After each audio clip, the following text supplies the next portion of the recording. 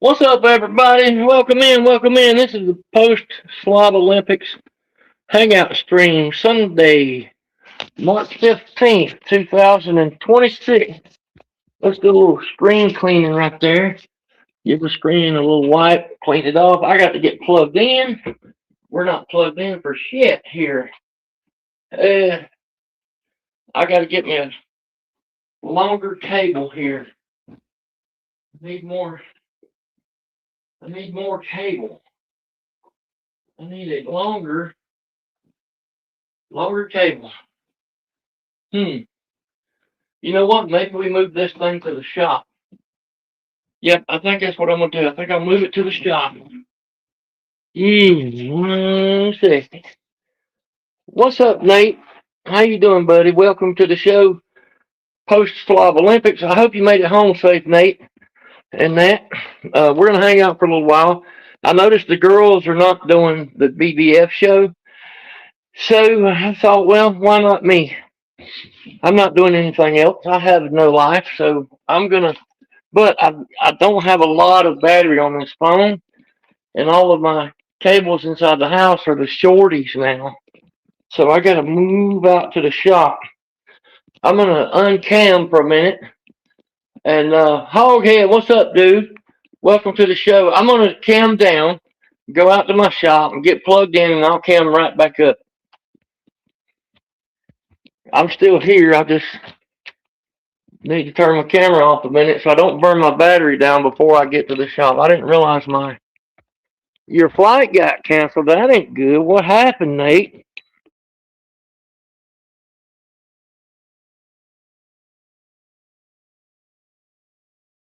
Uh, I'll drop a link and we can talk about it then. I want to hear about your flight getting canceled. You're still. Wait just a second, Nate, and I'll put you on the show. We'll talk about it. I gotta have a minute so I can get my shop turned on, and I'm trying not to be on camera so that my battery doesn't die. I didn't realize my I didn't realize my battery is that freaking low.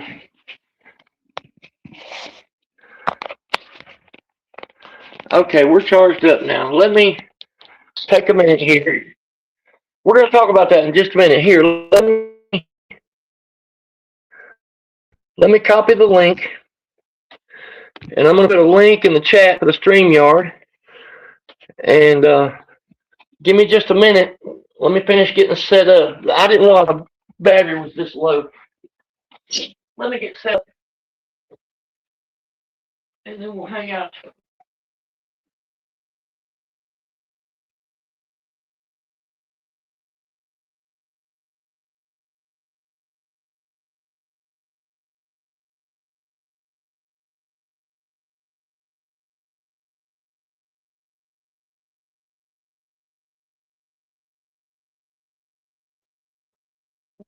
All right, I'm back in here. I want to hear about this. I want to hear about this flight getting canceled and why. And how come you got to stay there till freaking Wednesday? That's dumb. Seems excessive. All right, hey, we're good now. Nate has bad luck on flights. Y'all hit that StreamYard link. Click on and come and hang out and tell me about it, buddy. Let's see. Let's see. I'm still gonna be in the StreamYard. I'm just gonna text this link to a couple of people. And let's text it to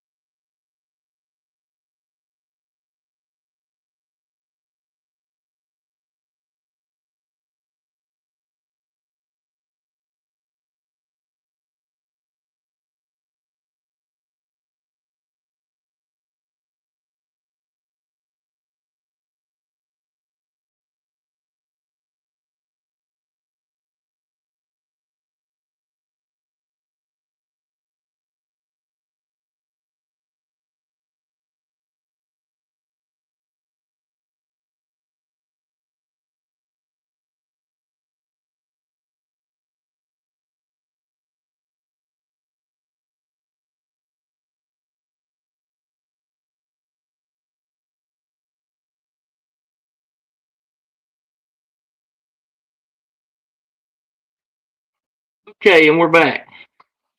We had somebody in the background. I thought I heard somebody beeping in the background, but I don't see anybody up there.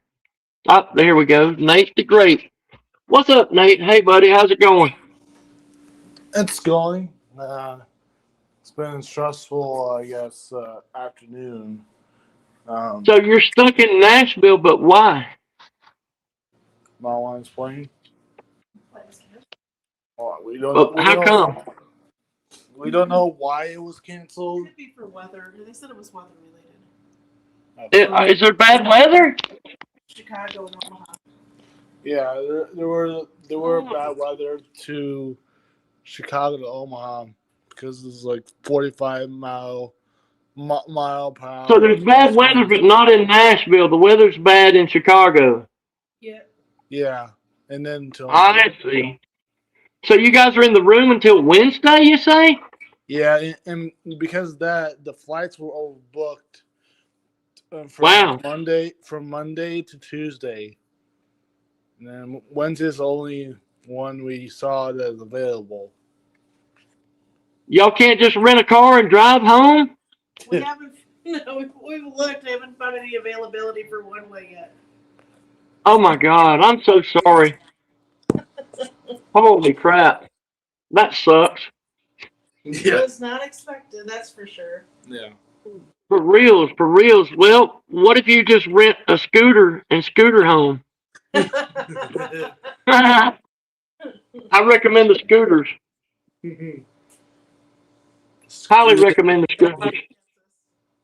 Yeah. The scooters were fun. That's one of my most memorable and enjoyable experiences.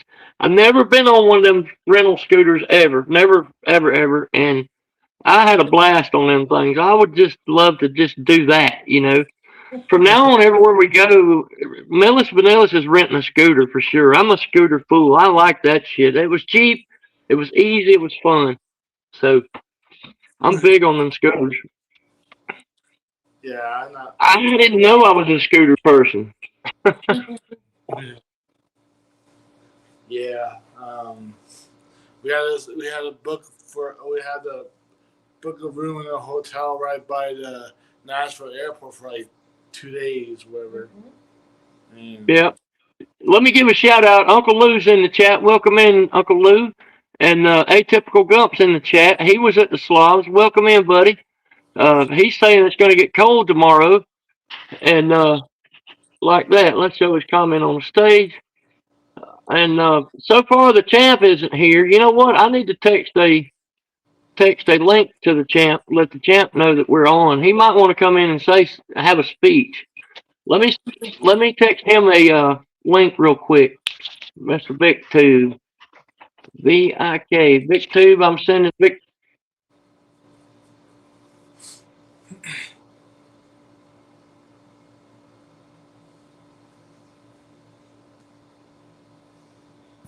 Slob.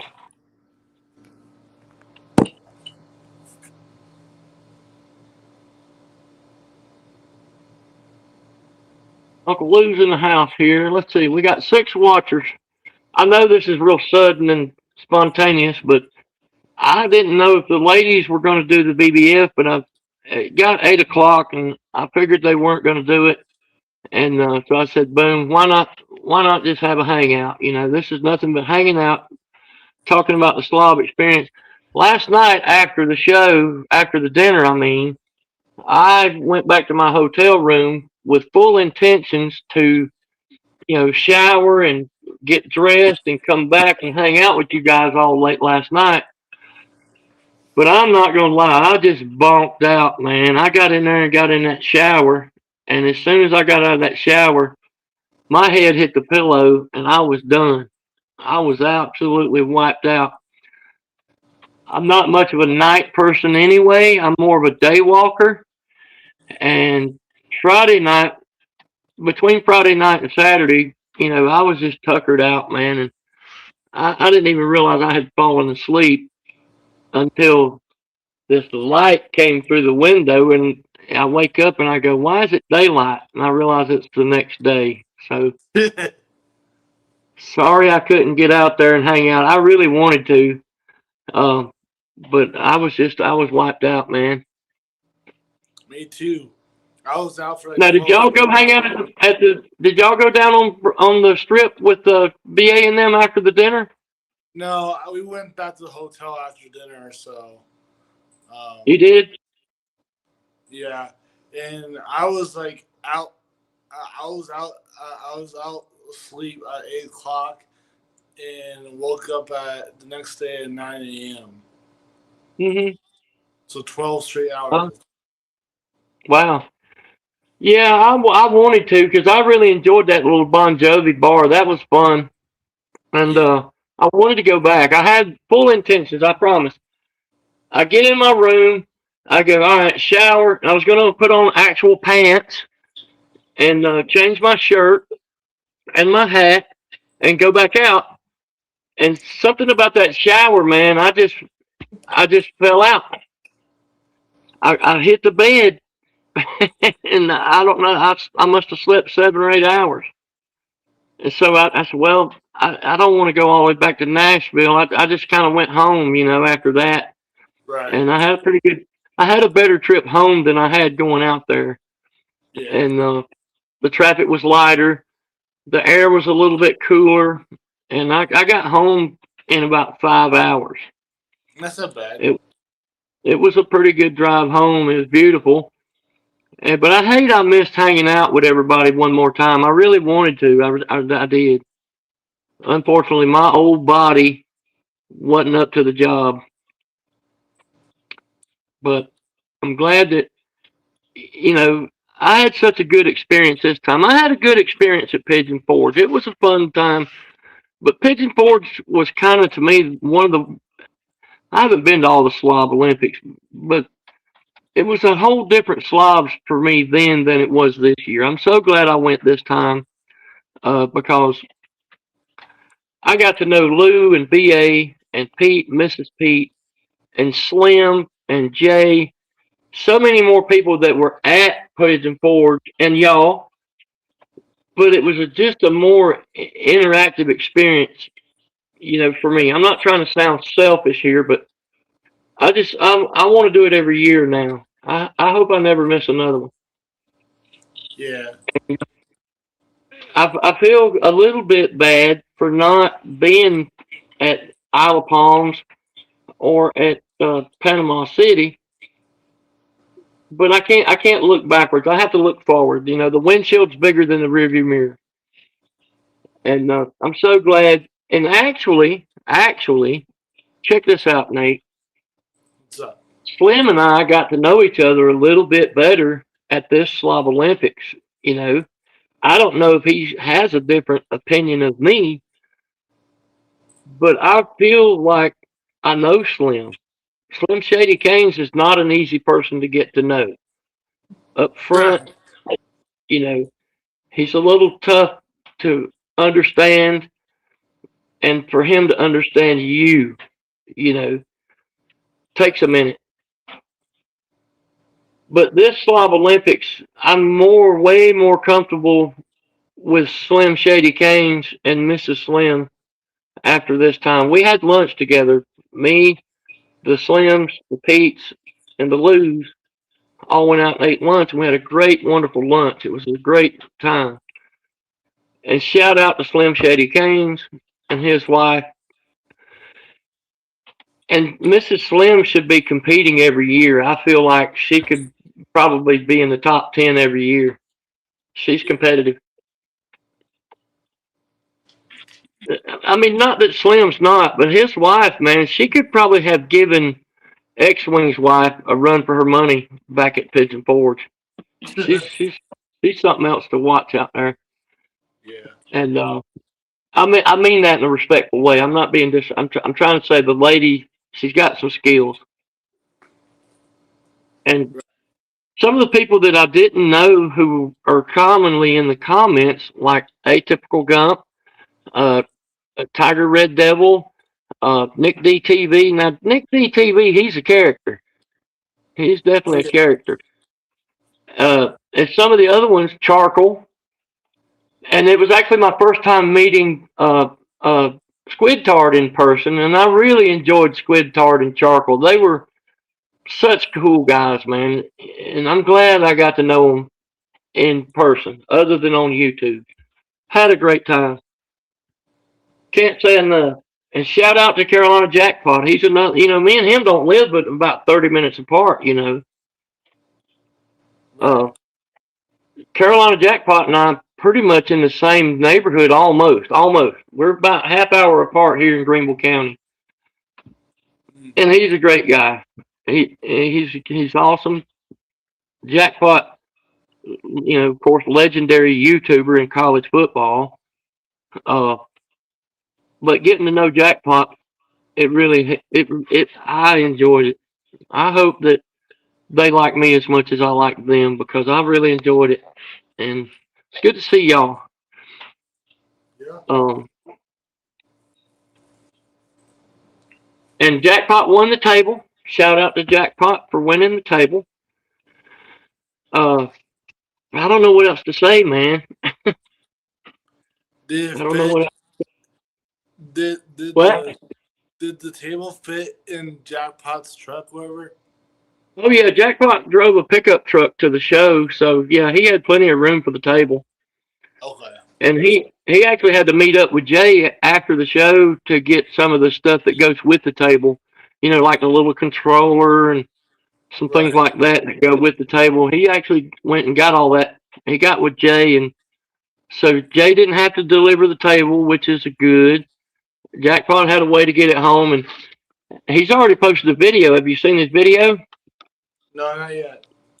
Well, he didn't show the table itself because he was driving, but he's posted a video, and he's talked about he's going to put the table in his background of his studio.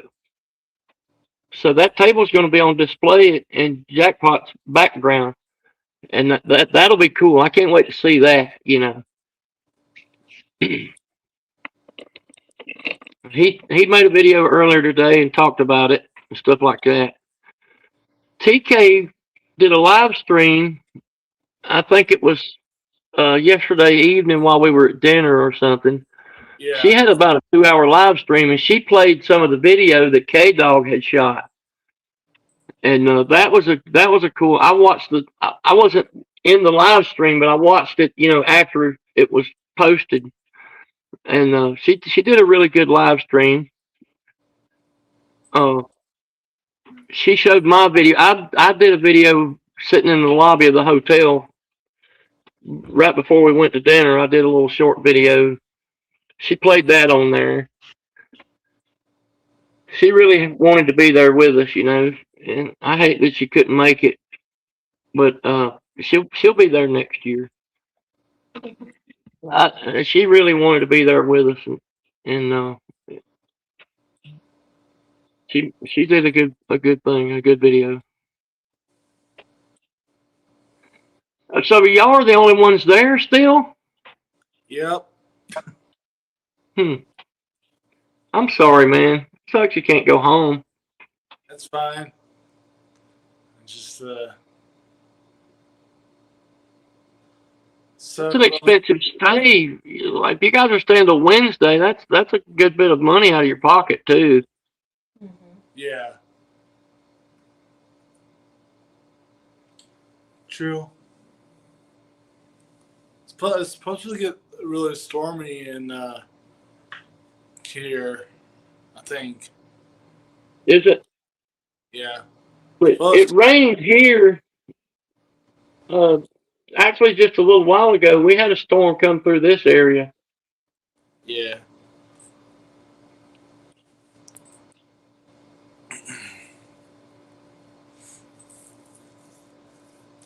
But yeah,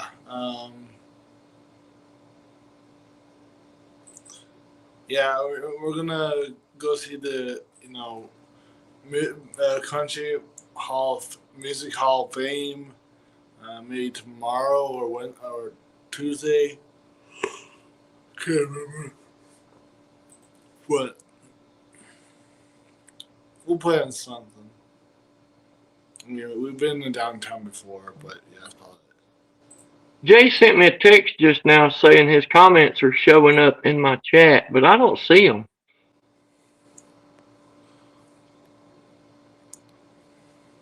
Do you Yeah. see his comments? No. I don't see Jay's comments. Maybe he meant they are not showing up. I'm not sure.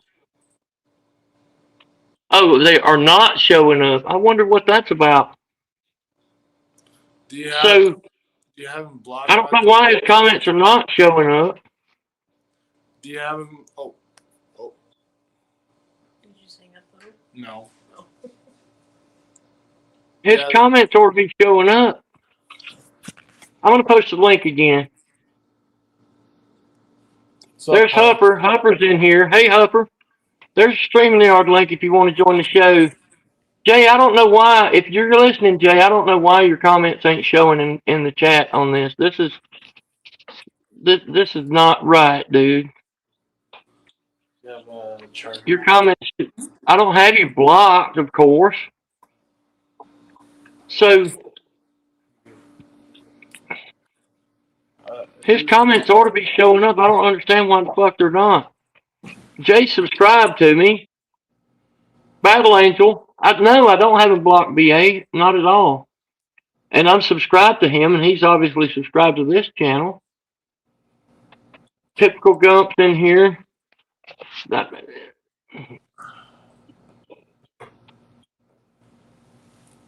Battle Angel says, did Paul and CC make it home?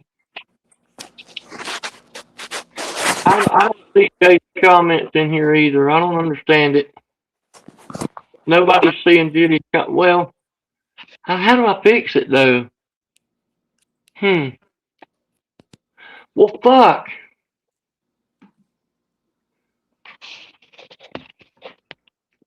Now I'm frustrated. I feel like TK right now. I don't have any. Jay's not on my block list.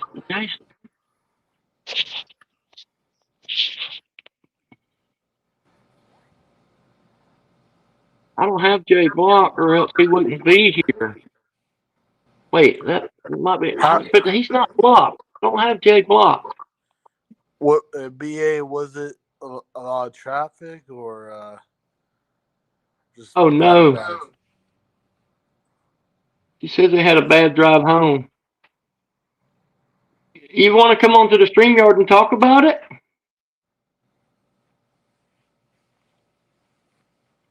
Yes, this is facts right here. Excellent comment, Atypical Gump. Excellent job you did this weekend, Battle Angel. Shout out. Thank you very much.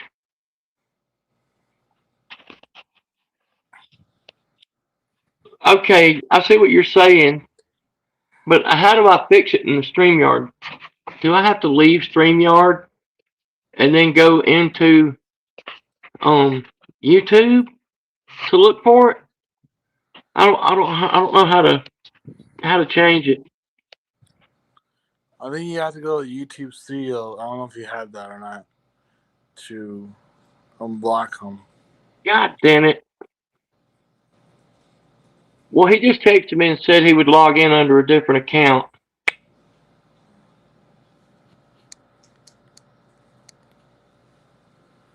But if he's on my block list, then I'll definitely fix that, because I ain't got no problems with Jay Shots whatsoever.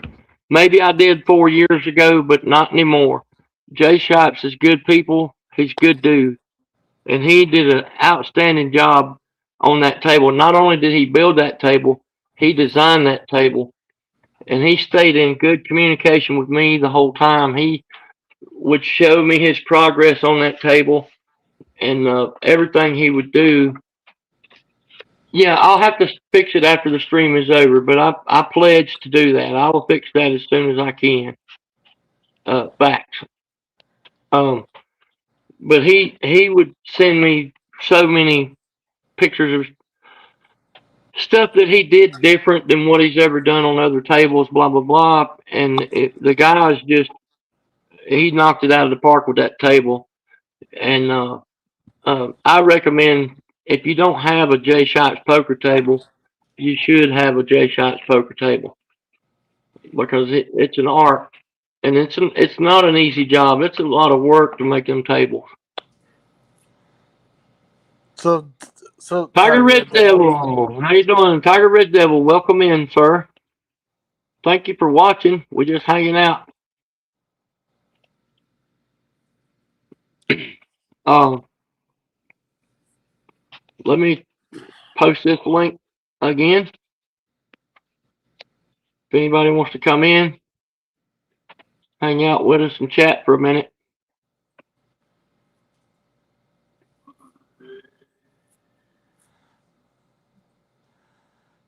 Jay has both creativity and skill. That's facts. He does. Everybody in this community is creative and skillful in their own way. Everyone here adds something to the community, and it's different. Everybody has their own talent.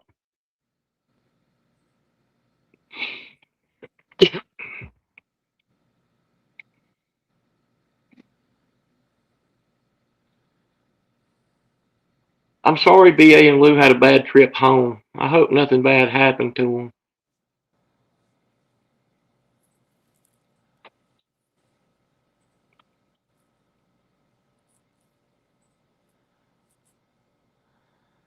Jay left me his number at the Slob. I'm definitely going to hit him up for a table. You should. You have to. Uh, Not only is it a very decorative piece for your studio, sir, it's an actual poker table. You can lose all your money on that table or win all your money on that table. What better table to win on than a Jay Shots table? Whenever he gets a minute, I'm going to have him build me one for my trucking company. We're going to have a TK and VA and Mrs. Pete dump truck poker table. That's going to be great.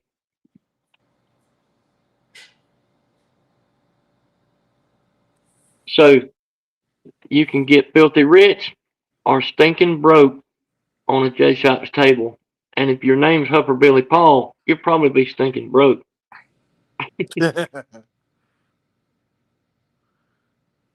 Oh, they hit a traffic jams on. I'm sure they hit traffic jams.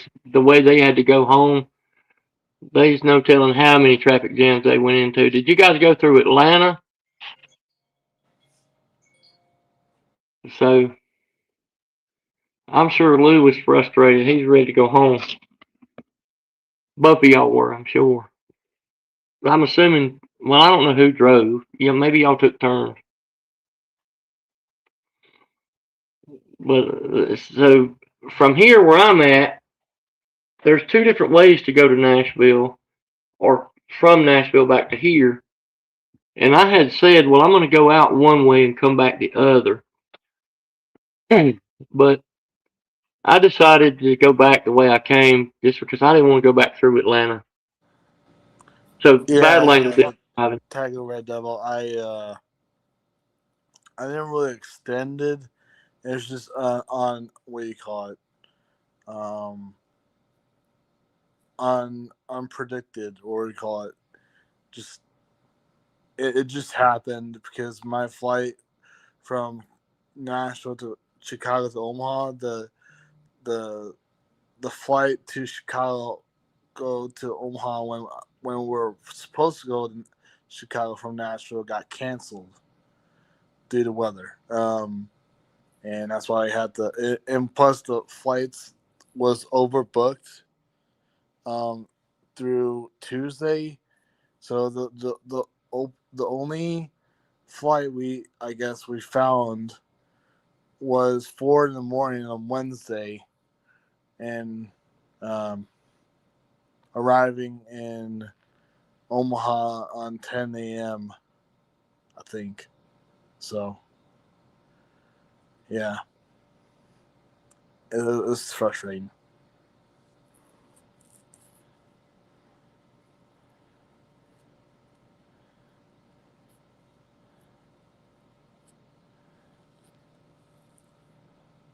All right, Jay The white T-shirt guy. I like that account name. So we're gonna fix it, Jay. I promise you, I will. And I'm sorry.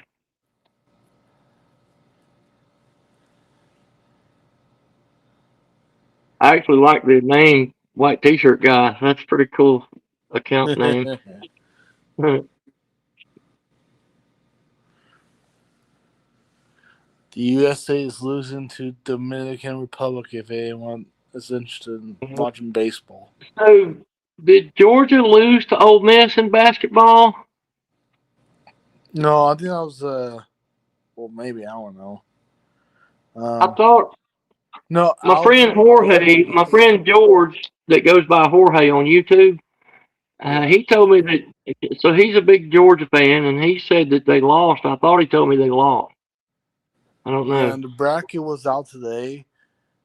Just got out today, and Nebraska somehow made it. Somehow, I was just kidding. I don't. I'm not high on Nebraska in the tournament because they never win. Well, you know, Jackpot's doing a basketball bracket. He is. Yeah, he posted. He mentioned it when he posted his video earlier. He's Okay. going to do a basketball bracket, and Hold on, you I guys got can join it. groceries. Tiger Devil says he has Iowa in the first round on Friday. Oh, Clemson has Iowa. I'm starting to think maybe Ole Miss is a basketball school, man, because they whipped Alabama. Now they've beaten Georgia. So I don't know. Are they an SEC basketball school now? I don't know. I don't follow basketball. Don't know shit about it.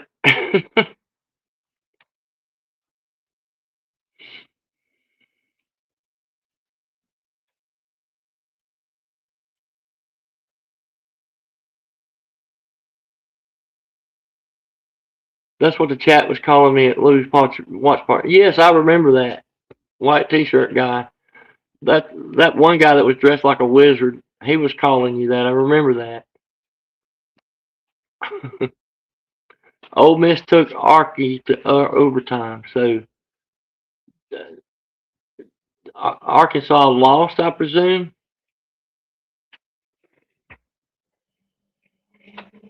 So Clemson's got Iowa. Iowa is a basketball school, I think. I think Iowa goes far every year, don't they?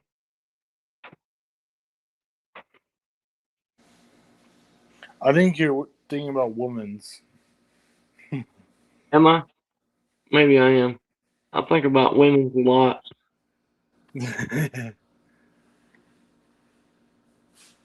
I just went and saw my women's a while ago.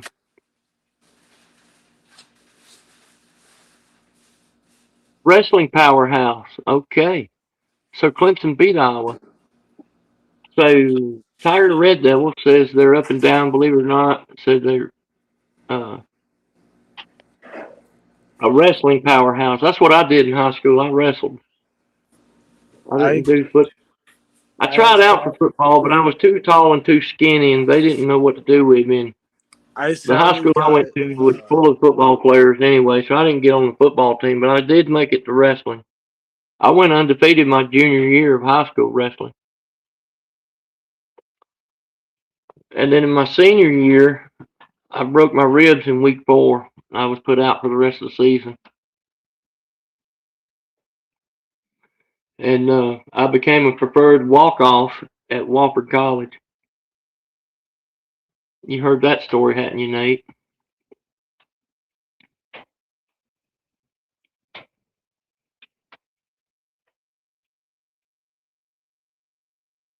Hello, Nate. Well, shit, Nate dropped out. No, he didn't drop out. He's still in here. Are you No, I'm muted, still Nate? here. Okay. I didn't know where. I thought maybe you just left. No, I was trying to multitask, I guess. Yeah. So what are you guys going to do between now and Wednesday? Are y'all going to go out exploring the town or anything? Maybe, yeah, probably. and A little bit. Between them. Are you still in the same hotel, or did y'all change hotels? no, we're in a different hotel by the airport. Oh, you're out by the airport. Which hotel are you at? Home two suites. Oh, okay. Yeah. That's not where I stayed, but I stayed out by the airport. Yeah. Yeah, it's like a village of different hotels over here. So. Can you see the planes taking off and landing from your window? Yep. Mhm. Me too. My room was like right there by the runways. I could watch the planes come and go. It was That's pretty great. It cool. was fun. I left my curtain open all night, just watched the planes take off and land. Yeah. It was That was probably a fun. little loud, but hey. Yeah, I like airports. Sir UGA in the house. What's up, dude? he says, he says, I would be remiss if I didn't ask Millis to explain the raffle. Yeah. Oh, that's hilarious, man. Okay, the way it worked was for every 5 tickets you buy, you get 1 ticket for free. Oh, that was funny. We should raffle something next year, man. That would be fun, you know? Like, originally we were going to auction the table, and then the thing with Sea Dog came up, and, Jay and I talked about it. We texted back and forth and said, you know what? What if we raffle the thing and raise money for Sea Dog? Because we were going to give the money to Sea Dog either way, but the whole silent auction thing would have probably actually taken more time, you know, and so we just decided to raffle the thing, and I went and bought a roll of raffle tickets, the double ones. You got to have the double raffle tickets, and it was a success. We actually raised, I think it was $825 for Sea Dog, and I had most of it was in cash. There was $220 on Cash App, and I texted Sea Dog and told him what we had done right after the drawing. I texted Rec Talk, and I went over and counted up, and we verified how much money was raised for the table. Rec Talk and I did that alone at the dinner, and so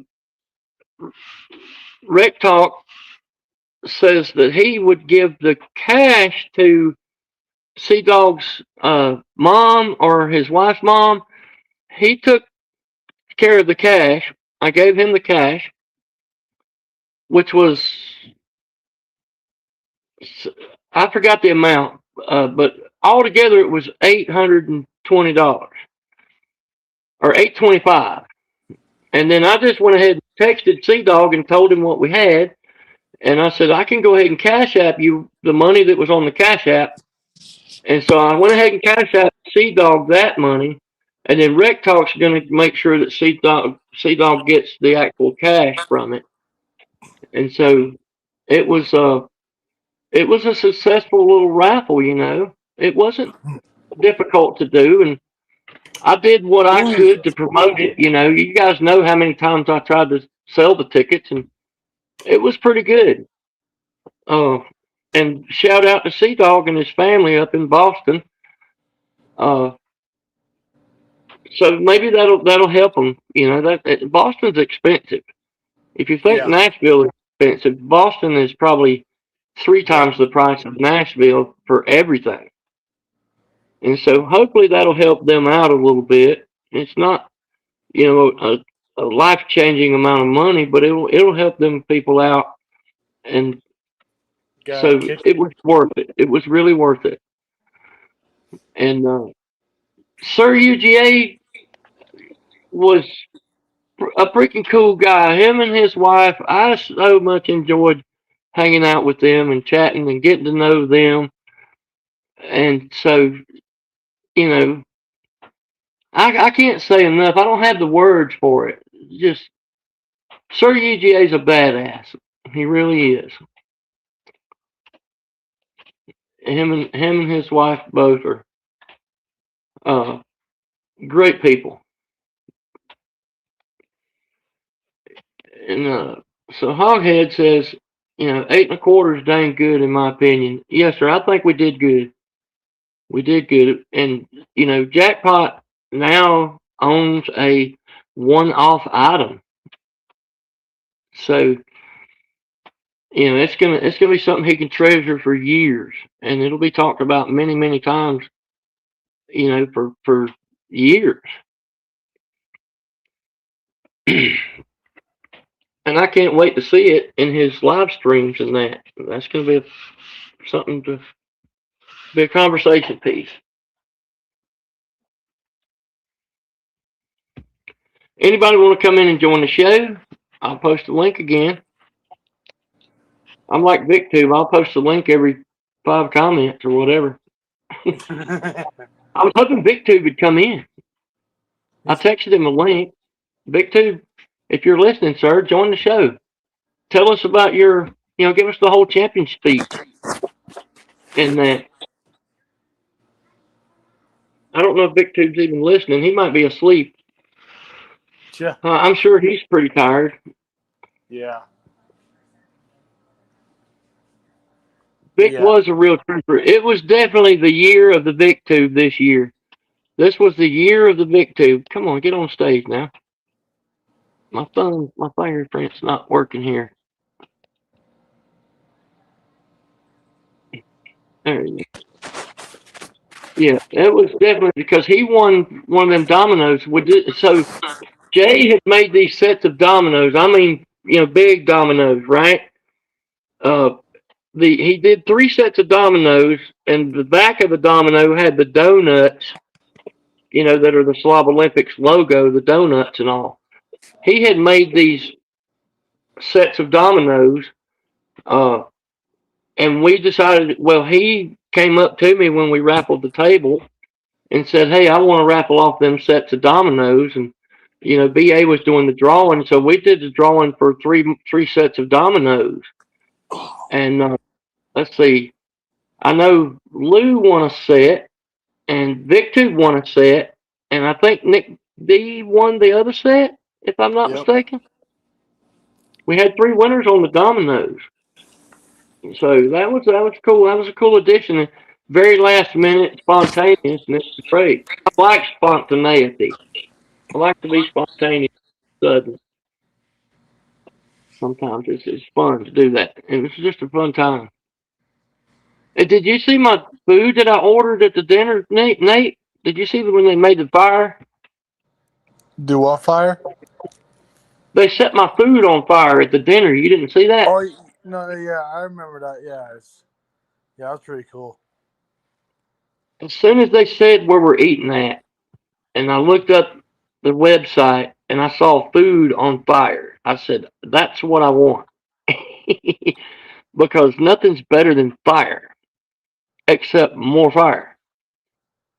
Now, if it's your apartment that's on fire, that's not cool. Like in the case of Rec Talk, that's not good fire. But campfire, fire pit, fireworks, those kinds of fire, fajita fire. I said, I got to have my food on fire. So, when we're getting up there at the big table and everybody sat down, they started having us do our orders. And it was actually your mom, because I didn't know I didn't see anything on fire on the menu. And your mom had the menu, and I said, she asked me, "What do you think you're going to get, Millis?" And I go, "Well, I just want whatever it is that they set on fire." And so she goes, "Oh, I don't see anything in here like that, blah, blah, blah." And I go, "Well, I don't either." Well, then the waiter come around to take our order, and then he got to me and asked me what I wanted, and I said, "Whatever it is y'all set on fire, that's what I want. I don't even care what it is. I probably won't even eat it, but I just want to see some fire." And he goes, "Oh, that's the flaming chicken fajita, chicken and shrimp deal." I said, well, that's what I want. Yeah, called an audible. Yeah, what Hupper said. So, okay, so they bring it out there on this stand, and they set it up, and the guy's pouring shit all over it. And I don't know if that's vodka or gasoline or what, but, and then he takes a cigarette lighter and lights it, and poof, that was good. That was fun. And, of course, I had to let it cool off a good while. That's when we gave away the table and stuff like that. And but it was actually delicious. It was a chicken and shrimp Ooh. fajita. It was pretty damn good. That was a lot of fun. Yes, Tiger Devil said it. That's exactly what I ordered. The flaming fajitas. That's right. The Flaming chicken and shrimp.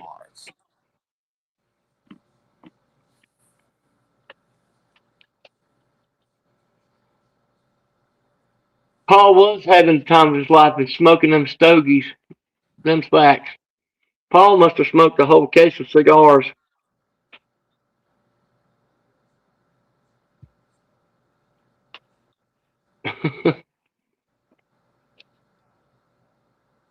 He must have smoked 5 or 6 of them. Every time you seen him, he had a big cigar in his mouth.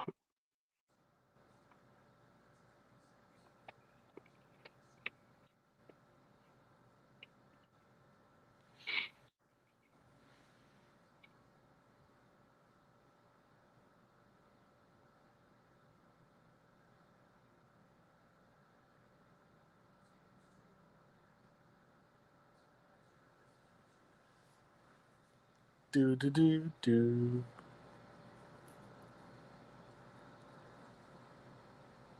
Are you going to the Nashville Zoo, Nate? Probably not. No. No. If you do go to the zoo, don't grab the gorillas. No, I'm not that stupid. Don't be grabbing the monkeys. They'll throw you out for that. Yeah, because you started it. And I don't think anybody got arrested this year. Oh. We laid odds on somebody getting arrested, but fortunately nobody got arrested. Yeah, I was the first one to get arrested, or I guess what do you call it? Odds to get arrested. Nobody even got detained. Yeah. Which I'm glad about. But as crowded as it was Friday night, it's a wonder that somebody didn't get arrested. It was pretty crowded out there at that John Bon Jovi bar. Yeah, right. I was riding that bull. I wanted to do the bull riding, but I just didn't. I wanted to, and I heard that Rec Talk did pretty bad on it. Hufferbilly Paul got himself all scratched up on it. I don't remember if Ballard wrote it or not. I might have lasted the longest, not gonna lie, on the bull. Oh yeah. Yeah. Not. How long did you make it? Probably 47 seconds. You rode the bull that long? Yeah, I think so. Wow, dude. If I'm not mistaken, but I was like 47. That's pretty incredible. Yeah. For my. That's something I missed out on that I regret. I would love to have rode that bull. And I didn't make it to the bull. Friday night they were riding it, but I was having problems getting out there and getting my room. And so, by the way, I see your airplane. They say that failing to prepare is the same as preparing to fail. Well, while we're on that subject, I prepared to fail when it came to getting my room. Uh, I had a place to stay with my cousins down in Antioch, and it didn't pan out. They opened their home to me, and I could have stayed there, yes, but I just was absolutely not comfortable with it, with them not being there. So I decided to wait until 2 days before the Slobs to try to find a damn room, like an idiot. So I call up one of these hotel headhunter places like Expedia or something like that. And I get on the phone with this lady, nice lady. Her name's Jolene. And, I got to have a room for Friday night, Saturday night, somewhere around Nashville, Tennessee. So she pops up this place. I forget what the first one was. She goes, I got a room for, hang on, let me add Tiger Red Devils in here. Hey, buddy, how's it going? Hey, Millis, what's up, Nate? What's up? Man, I just How you want doing? to. Man, I've been into the YouTube thing for a while, but I'm starting to add all you guys' channels and all that stuff. But I felt like family this weekend, man. I had a really good time. Absolutely. Yep. Yeah. You know what? Same here, buddy. It's good to meet you and hang out with you, dude, Yeah, and get to know you. It's awesome people. likewise, and Yeah. we'll go back. We'll talk. We'll go back to talking shit about everybody's teams and all that. But I had a blast, man, and I'm already looking forward to next year. Yeah. Yeah. Me too. I mean, I had went everybody. and I went to the Slob Olympics in 2022 to Pigeon Forge, and I enjoyed it. Don't get me wrong, but it was not like it was this time. First of all, the weather on Saturday was so freaking horrible. I think everybody there kind of wanted to just go home. It was a shitty weather Yeah. situation where the previous day was like a summer day. The Friday was just beautiful. And then for the weather to be so bipolar overnight, that made a lot of people kind of a little bit not want to be there. I So felt like. the first day And of Pigeon Forge was good. You said the rest of it was just nasty weather. it Yeah. was awful. We wound up doing most of the Slob Olympics in the parking garage to the hotel, what had an adjacent indoor swimming pool situation, okay? Which is weird. But Yeah. because of the heat that they had to produce in that pool to keep it from freezing, it was like a freaking sauna in that place. It was so moist and just tepid and just ew, Right. you know. And we were trying to do the Slob Olympics, and not only that, the space is limited in there. Yeah. And we were trying to do ring toss and beer pong and ladder throw and ring toss and all this shit. It was hard to do in such a confined space with so many people. I mean, we Right. made the best out of it, yes, but it was a little bit frustrating. And as far as conditions, and I haven't been to all the slobs, I can't say for sure, but conditions wise, it seems like 2022 was the worst slob for conditions to I have a think so. slob I Olympics think so in. too. And I didn't know anybody other than being on YouTube, and I I had misjudged some people myself. Like, Right. I sometimes don't warm up on people easily. I don't know if I'm wording that right. And so, but this time, completely different turnaround. Like, I had already met, because I had been to one of the Slob softball games and hung out and that. And so, I don't know how to even say what I want to say. I just had such a better experience this time. And I hope that I came across different this time than I did in 2022. I didn't have a problem with anybody there. I thought everybody there was No, really I, cool. I didn't either. I didn't either. And, uh, there were some people that were there that I had not met in person before. I'll give you an example, TriStar. I Right. don't care for TriStar online that much. The guy's mouthy. He says a lot of shit that don't make sense to me. And online personality wise, I'm not very warm on TriStar, right? But then when I met the guy, I really liked TriStar. He's good people. And he brought his daughter to the Slob Olympics, and he did a really good job of taking care of his child and making sure that she was, okay, and she was entertained. And She was having a blast on TriStar, that microphone. She was loving that microphone. She was having a good time with that amp and that microphone, that little PA and microphone. She could have done that she was singing and having just a great time. And TriStar, he talked a little shit during the rock, paper, scissors.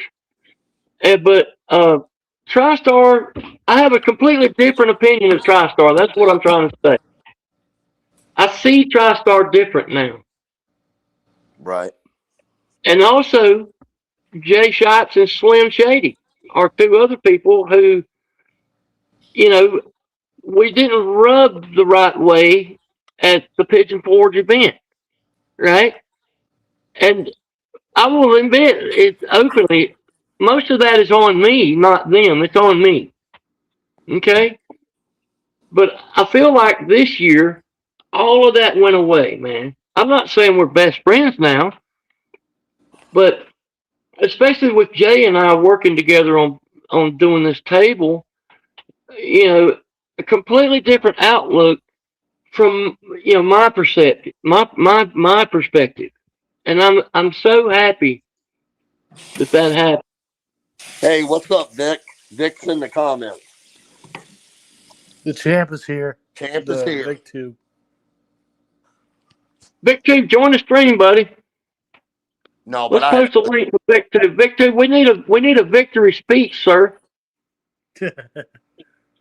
Yeah, and we need to come on the show and talk to us, buddy. Big shout out to Lou and BA and Pete and Mrs. Pete and anybody, because I'm sure there's a lot of planning involved. I know it's only 3 days. 100%. I'm sure they had to plan out stuff. Yeah. 100%. Absolutely. Shout out to, the Slob committee, which nowadays entails Pete and Lou. The original Slob Olympic committee was BVD, Pete, Lou, and, right. Rest in peace, BVD. So the committee is 2 members now, and then BA, they just did such a great job of planning, picking out the events, all that stuff. Outstanding job. Outstanding job. Well, all right, hey, Millis, Nate, I'm going to get off of here, but I just wanted to come on and say it was a pleasure meeting you guys, and I'm going to start tuning into your shows, and I look forward to the next one. All right. Absolutely, sir. Same here, buddy. Yes, Thank sir. you for coming in. Yes, sir, and go Tigers, always. Go Big Red. All right, bye. That Lasso Vic routine, that was freaking hilarious. That's unforgettable right there. I was just whipping them. Nate, you wasn't even trying to lasso the guy, man. You were just beating the shit out of him with the rope. That's not how you lasso. You're gonna have to watch some lassoing videos, sir. So look. Hold on a minute. Let me get this here. Give me a second.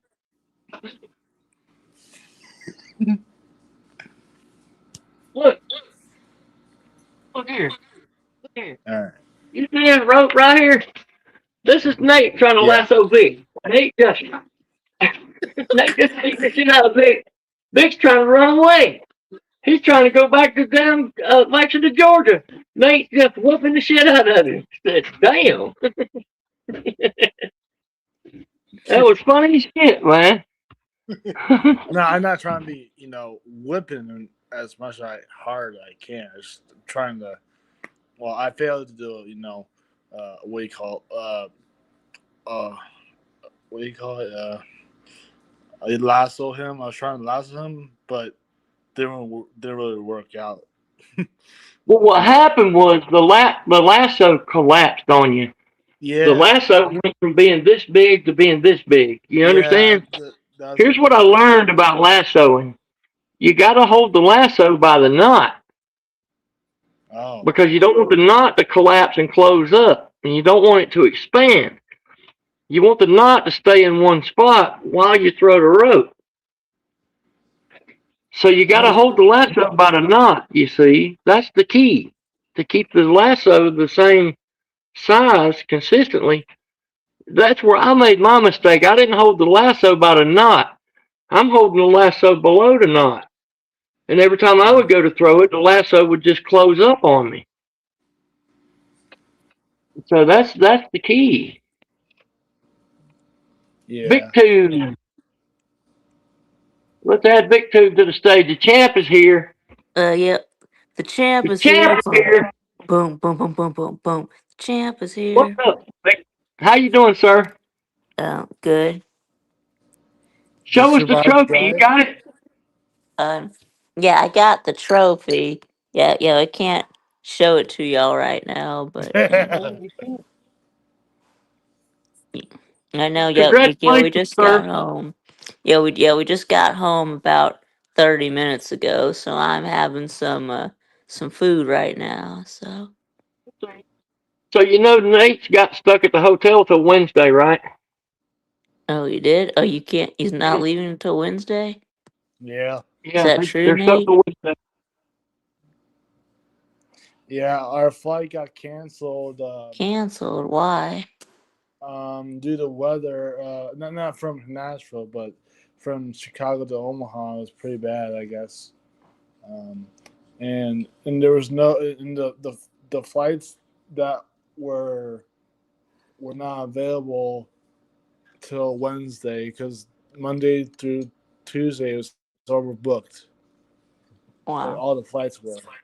So Well, that sucks. yeah, it sucks. It Yeah. sucks. Yeah. So what are you gonna do until for 2 more days? Stay in the hotel and probably just, I guess, explore more of Nashville. I guess. Yes. They did change hotels, Vic. They changed hotels. Yeah. Anyway, congratulations, sir, and also congratulations on winning the dominoes. And he also won the Vic 2 Nate rivalry too this year. Oh yeah, he did. He whooped you pretty good this time, didn't he? Yeah. I did give his props too. So That's right. I also won the dominoes. They brought the dominoes home too. So That's cool. yeah, and then we also had to bring Nick his dominoes. So yeah. yeah. Yeah. Can Now we see the dominoes? Have you got them? Can we see them?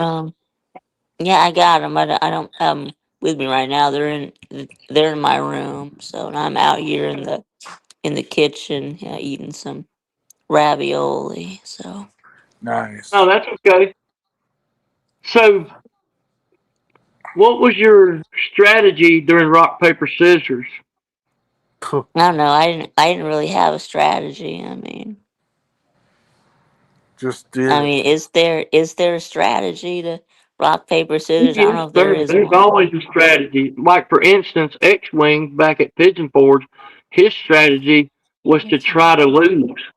He had a Yeah, I backward strategy. usually, yeah, I usually do like what I was just doing was I would do scissors first and then paper. I guess that is the strategy. I guess, but Yeah, So that's a strategy. I Yes, would sir. That's do a strategy. scissors, paper. Yep. So my strategy almost worked. My strategy was to do left hand over right, and if I win that round, then the next round I go right hand over left, and it almost worked. yeah. Almost worked. Um, But my and then for strategy the didn't boot work. throw, so Rec Talk and I, we got real technical with this boot throw. You know, he and I were analyzing boot throws, and we were discussing amongst ourselves how the boot throw could be better. And we came up with a way to hold the boot and then throw the boot. And I didn't throw the boot so well because I was the guinea pig. I had to go before Rec Talk, but Rec Talk actually did a pretty good throw of the boot. And so he and I were scientifically breaking down this boot throw. And you know, traveling pools almost hit Slim with the boot. Did you see that part? Yeah, I did see that. Yeah. I was worried Yeah. about like someone hitting someone to boot. Yeah, I so was like, here's why are we yeah, doing so this? here's one of the here's one of the dominoes. Let me put you on full screen. Hold on, We got let's a go full screen. 5. You got a 5-3 right here. Yeah. Let me try to put you on full screen by And then yourself with that. here's the back. He's got donuts on the Hold back. on, don't move it. Don't move it. Let me try to full screen you. I gotta figure out how to full screen you. I want to full screen you so people can see the. I gotta figure There out how to should full screen them. be a screen thing on his name. They can push. Yeah, I'm sure there is. I just gotta figure out how to do it. Yeah. Doggone it. All Yeah, right, so show you the have back of it one to time. hover. Yeah, put your mouse over the over like my box, and then and I then don't you have have. to click on the full screen. I don't have Are a you on a phone, sir. computer I'm or your phone? I'm on You're the on your phone. phone. Yeah, I don't know how to do it on your phone. Yeah, I only know how to So full screen on the computer. So let me see if I can No figure out how shit. to full screen. yeah, That's cool though. usually What's don't up, Paul? stream on a phone. So I don't know how to do it on a phone. That's all right. We can see it. Hi, Huffer. How's it going, buddy? Oh man, it's good. Good. You made it back safe. Everybody made it back. Yep. Well, almost everybody made it back. Oh yeah, except Nate. Yeah. Hmm. So, Yeah. Paul, when I got back to my hotel room after the dinner, Hmm. I had planned on taking a shower, changing clothes, and coming back to the bar and hanging out. And I hit the pillow like a ton of bricks, dude. And I just fell asleep, and I did a complete Bo Baker thing, and I didn't wake up till daylight. I You can't hang with Alabama y'all. people, I'm a y'all day got walker. Alabama people have narcolepsy. I'm a day walker, dude. Yeah.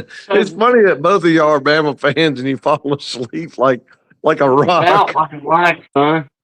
I don't do late nights, bro. You know, my rhythm is my circadian rhythm is just I'm a day walker, bro. I can't. Now I used to play music and be in bands, and I could stay up all night and work all day, but those days are long gone, Hupper Billy. Listen, the problem is you're doing a circadian rhythm versus a square cadian rhythm. If you did a Oh, square that's cadian what it rhythm, is. it's a lot better. I got you. Okay. What's a square Cadian rhythm? What would be the It's opposite the of a opposite of a circadian? circle. Circadian. Yeah. Yeah, so Circadian how do you rhythm do is a that? circle, and then a square is kind of a four corners. It's kind of you extend it out over time. Four corners, basketball. Huh. Hmm. Sir It's UGA all says, my look, it's my listen, definition. Yeah, it's what I define it as. look, listen. How's it go? I mean, uh, the afterglow, Vic. I mean, I don't know. Do y'all even have to turn the lights on in the house over there? You have to Uh-huh. be beaming. Oh, you don't need no Yeah. lights. Yeah, we still need to have the lights on, but yeah. You should be just shining that place up. No, that's cool. Hey, I'm gonna go ahead and tell you. I'm just gonna lay it down here. You're going down next year, and it's going to be at the hands of Hufferbilly Paul. So just Huh. get ready. Okay. Uh-oh. Yep. Already talking Okay. shit. Yep. Well, I Already. mean, there's never been a back to back champion. So Yep. It's not going to be one now either. Uh-oh. Here it So we'll comes see. No, already. yeah. If you could get it next year after what I'm going to throw at you, you deserve it every year. I think you just give it to you forever after that. But I'm pretty much got you. I got a whole plan now. I'm ready to go. Look, if they keep that Lasso Vic, he's going to win every year. If as long as they have Lasso Vic, Vic's going to win because you can't lasso him. He's like catching greased lightning. Dude, I got him twice. Yeah, yeah, you did. But there were That's only what I'm like somehow three saying. people who ever you I'm the got only got him. me one that can. twice. I'm the only one that's got a damn chance. Is what I'm coming at him You for. got me twice. I mean, jackpot got me once, but Yeah. yeah. So How many people yeah. lassoed you, Billy? Was it 2 or 3? Yeah, something like that. Yeah. I got you like 5 times from whipping you. Oh man. And Big Dog Brett, he went about it. He wasn't Yeah, doing it was right. Ballard? Yeah, was Ballard even trying to throw the rope? No, I don't know. Was he What not was whipping him? I Ballard? thought he was hit. I Well, thought he was whipping him, trying to no, that whip was you like. Nate. That Oh, No, was Nate that was was Nate. trying to Nate. whip Nate was you. the one I whipping don't him with the even rope. know. Yeah, I couldn't even tell Now you got to quit watching all that what Ballard BDSM. was. I couldn't tell what Ballard was doing. You got to stop watching that BDSM stuff, Nate. You can't do that no more. He's whipping people with the Yeah, and daggum then it rope. was Squid Tard. Yeah, it was Squid Tard that hit me on the top of the head. Yeah, yeah, Was that Squid Tard? yeah. I was trying to make sure that I didn't break your glass. You know my biggest fear, Vic. You're gonna love this because I'm a glasses wearer. Number one, number two, I'm a dad. So I'm thinking if these break, we're going to have to buy new glasses. So I'm sitting there looking at your glasses, and I'm thinking if that thing knocks them off and that twill runs over those glasses, they're gone. I mean, they're done. Yeah. This is like don't hit his head, don't hit his head. Because I don't want to be responsible for glass breakage. I had no chance because I never had lassoed a damn thing in my life, and I figured out you got to hold the lasso by the knot so the knot Yeah, that's don't what I was close trying up to on you. explain to. I explained to Rec. I said, make the All right, lasso as big as you I'll can catch make you it. guys later. Get the knot and hold it in your hand when you're swinging this thing, because otherwise it's Yeah, going to slip back down. It's going to do the slip knot thing back down on you. yeah, And throw it like you're throwing exactly. a minnow seine. You know when you're going to Yeah, get bait fish and you take the seine and cast you throw net. it out. Yeah, you got to throw it like so it comes down in a circle, right?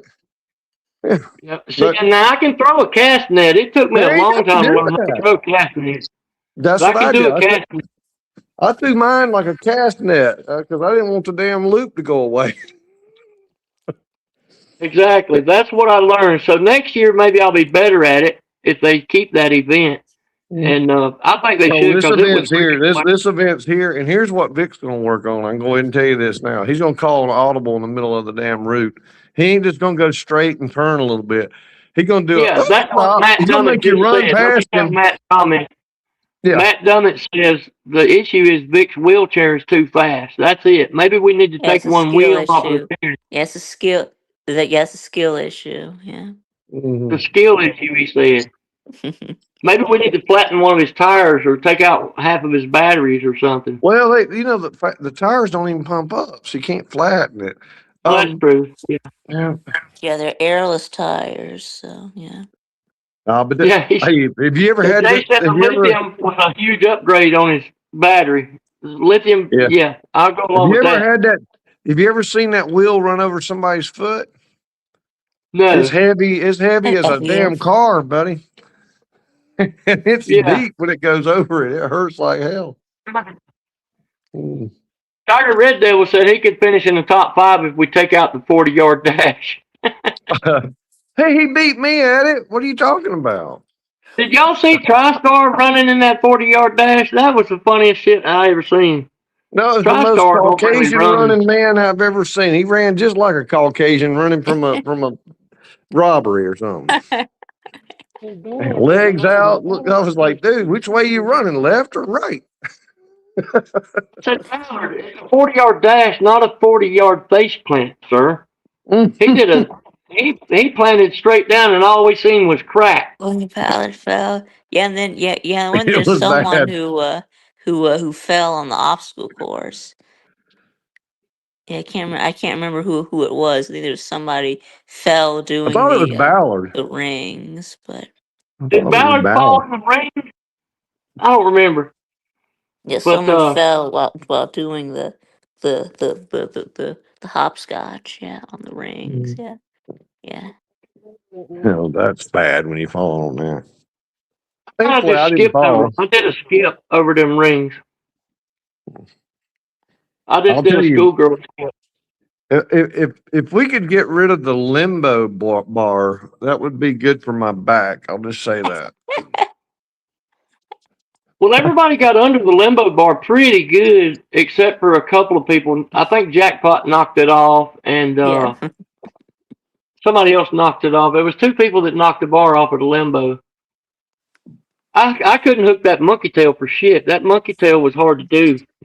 Oh yeah, the Dude, monkey if you, tail. well, you haven't, well, never mind. I'm not going to go there, Millis. I ain't going to What? say you never done certain things. You might have done them. I don't know, but I'm not going to tell you what I've done. But if you do them, if you do those things, you can practice that damn picking up with your, you know what, pretty good.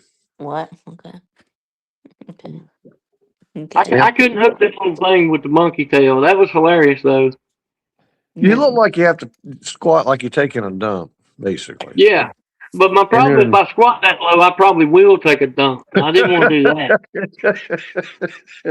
Because I guarantee you I farted at least 2 times. If I would have squatted any lower, there would have been doo-doo on top of the monkey tail. You should have got extra points for that. It's like, oh my God, if you shat yourself, you get extra Yeah, points. you get extra points if you shart your pants trying to do the monkey tail. Because we had an audience, y'all, over there by that statue. It was like bleachers. People were over there watching us go, man. Yeah.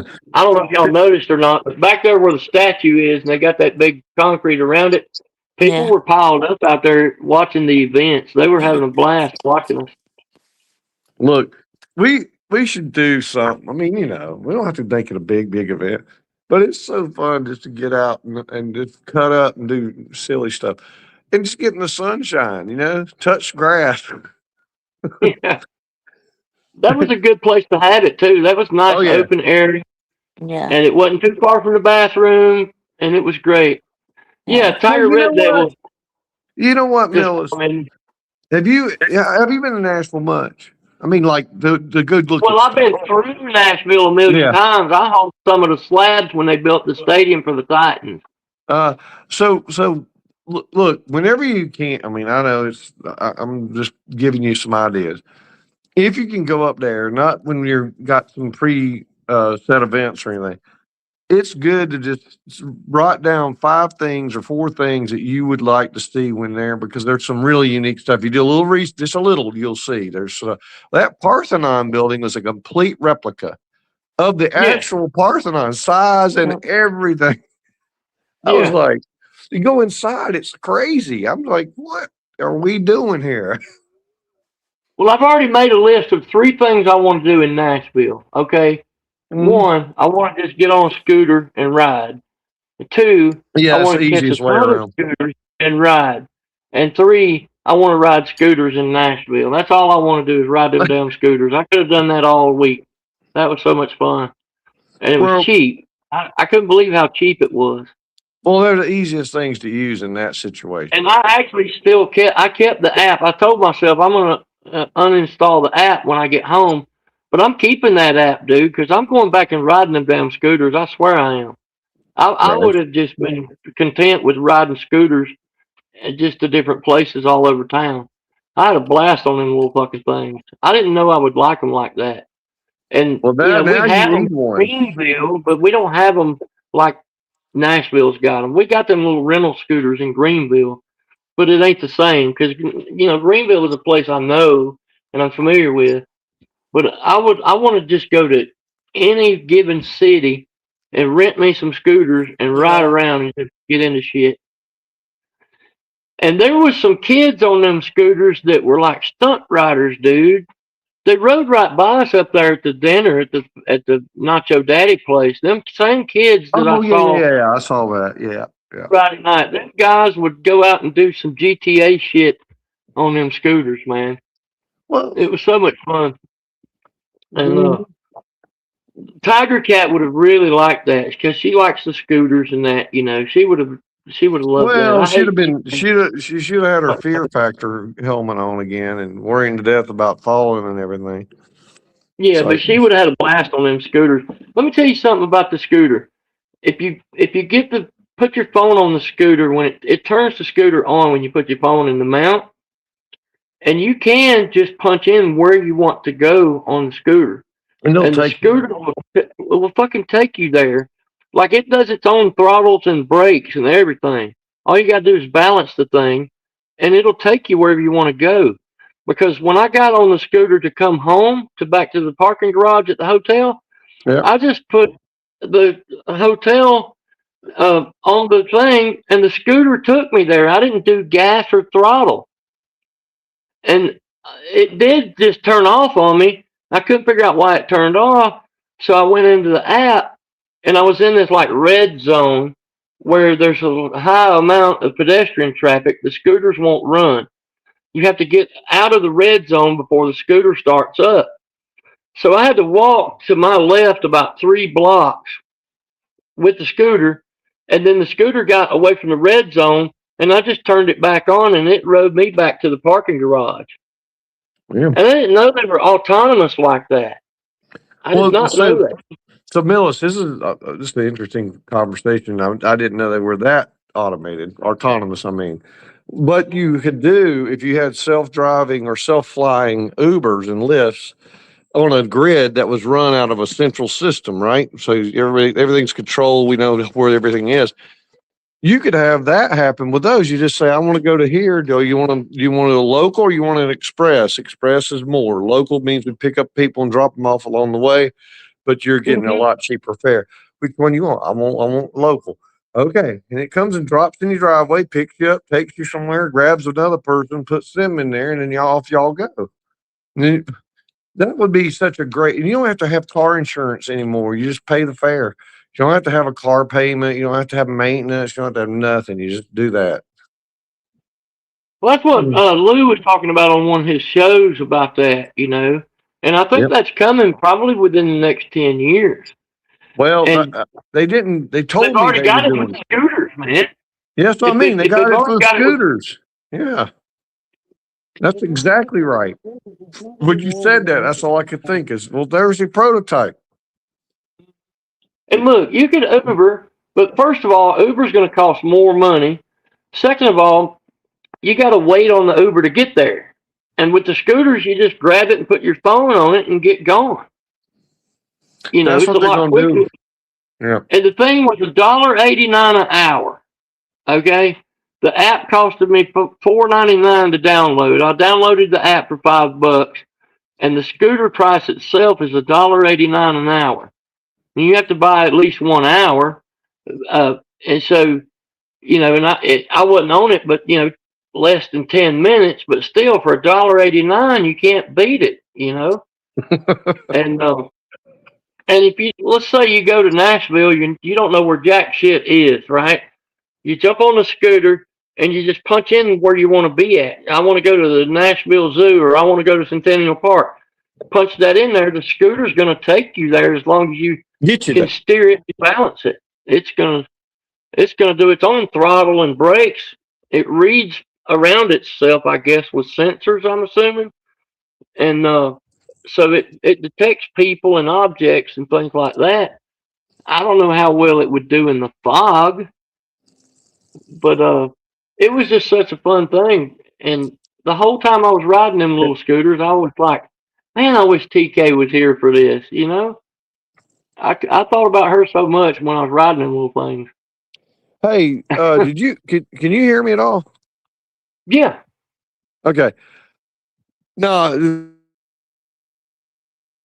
But now I can't. You kind of went away for a minute.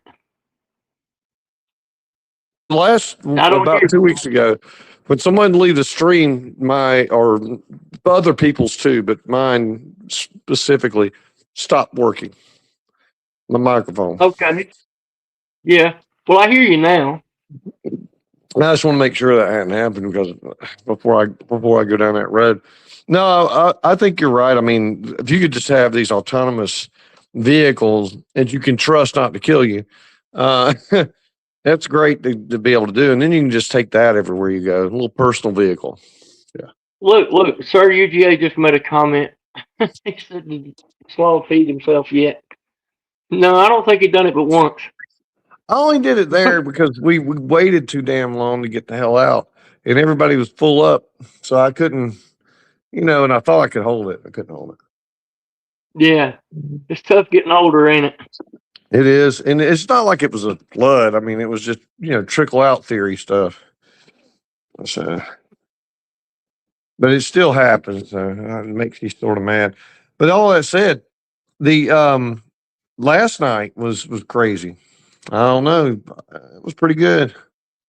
I Yeah, we hate I went. missed out on last night. I really do. I wanted to be there, but like I said, as soon as I got out of that shower, I just landed on the bed and I was gone, dude. I couldn't help it. I Yeah. woke up. It was already daylight. I said, "What the We fuck?" we I were felt out. like I only slept an hour, Yeah. but apparently I Yeah, but slept about hey, look, 7 hours. I did that. I did this exact same thing. When was it? Oh, it was Thursday. We got in on Thursday, and everybody's texting, "Where are you, Slaw? Where are you, Slaw?" And we just got into the hotel. We hadn't even checked in yet and unpacked, got all the stuff out of the truck. And we get up there, and man, I was so tired because I didn't sleep good the night before, and then I was, driving and you just get tired. So I laid down on the bed for I thought was going to be a quick, just relax my feet. Hmm. 3 hours later, Oh my god. I wake up. They're like, Cece won't let him get out of the room. I said, she had nothing to do with it. I went out like a light, man. I was knocked the Oh hell god. out. And then they were like, take an Uber to go to here. And I'm like, dude, I'm not in the mood to get in a damn Uber right now. Yeah. Mm. If it was So Vic, you nearby got where I could anything to walk, I'd say? walk. What Vic too? What's your greatest takeaway from this year, from this slobs? Greatest takeaway? Well, Yeah, how do you feel? I guess my greatest takeaway was the trophy. Well, I mean, Ooh. besides that, though, obviously you took the trophy, but like, um, are you going to go for the repeat?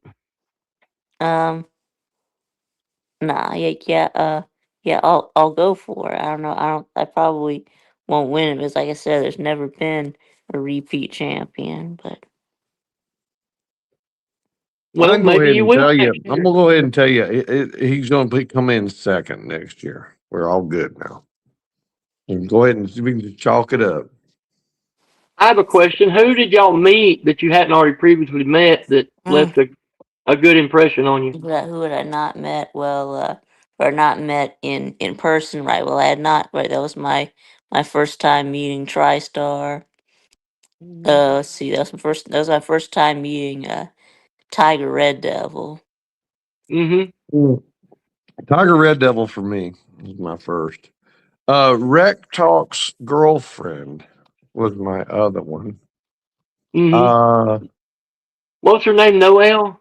yep. Hmm. Mm-hmm. Oh, TriStar's daughter was another one. Yep, yep, Yeah. Um, yep. yeah, there were a few new Charcoal. I knew I'd met, but I think I remember him now way more than I did the first time I met him. Charcoal, yeah, and Yeah, then What about Nick yeah, BTV? yeah, I knew Charcoal already. Yeah, I I knew already met Nick, him. and I've been in. Yeah, we met him already. Yeah, So he's Nick been and I we to a went with lot me of and them. TB and what's his name, the other Florida fool, the fishing guy.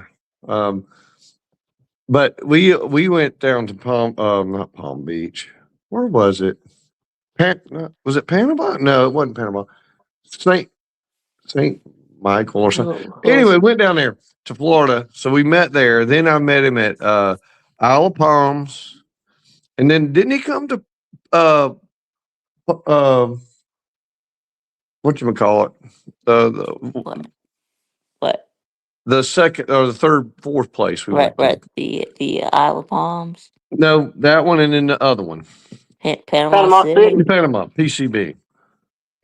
So that's where I've seen him. I mean, we've hung out Yeah, 3 or 4 places. So yeah, jackpot 2 places.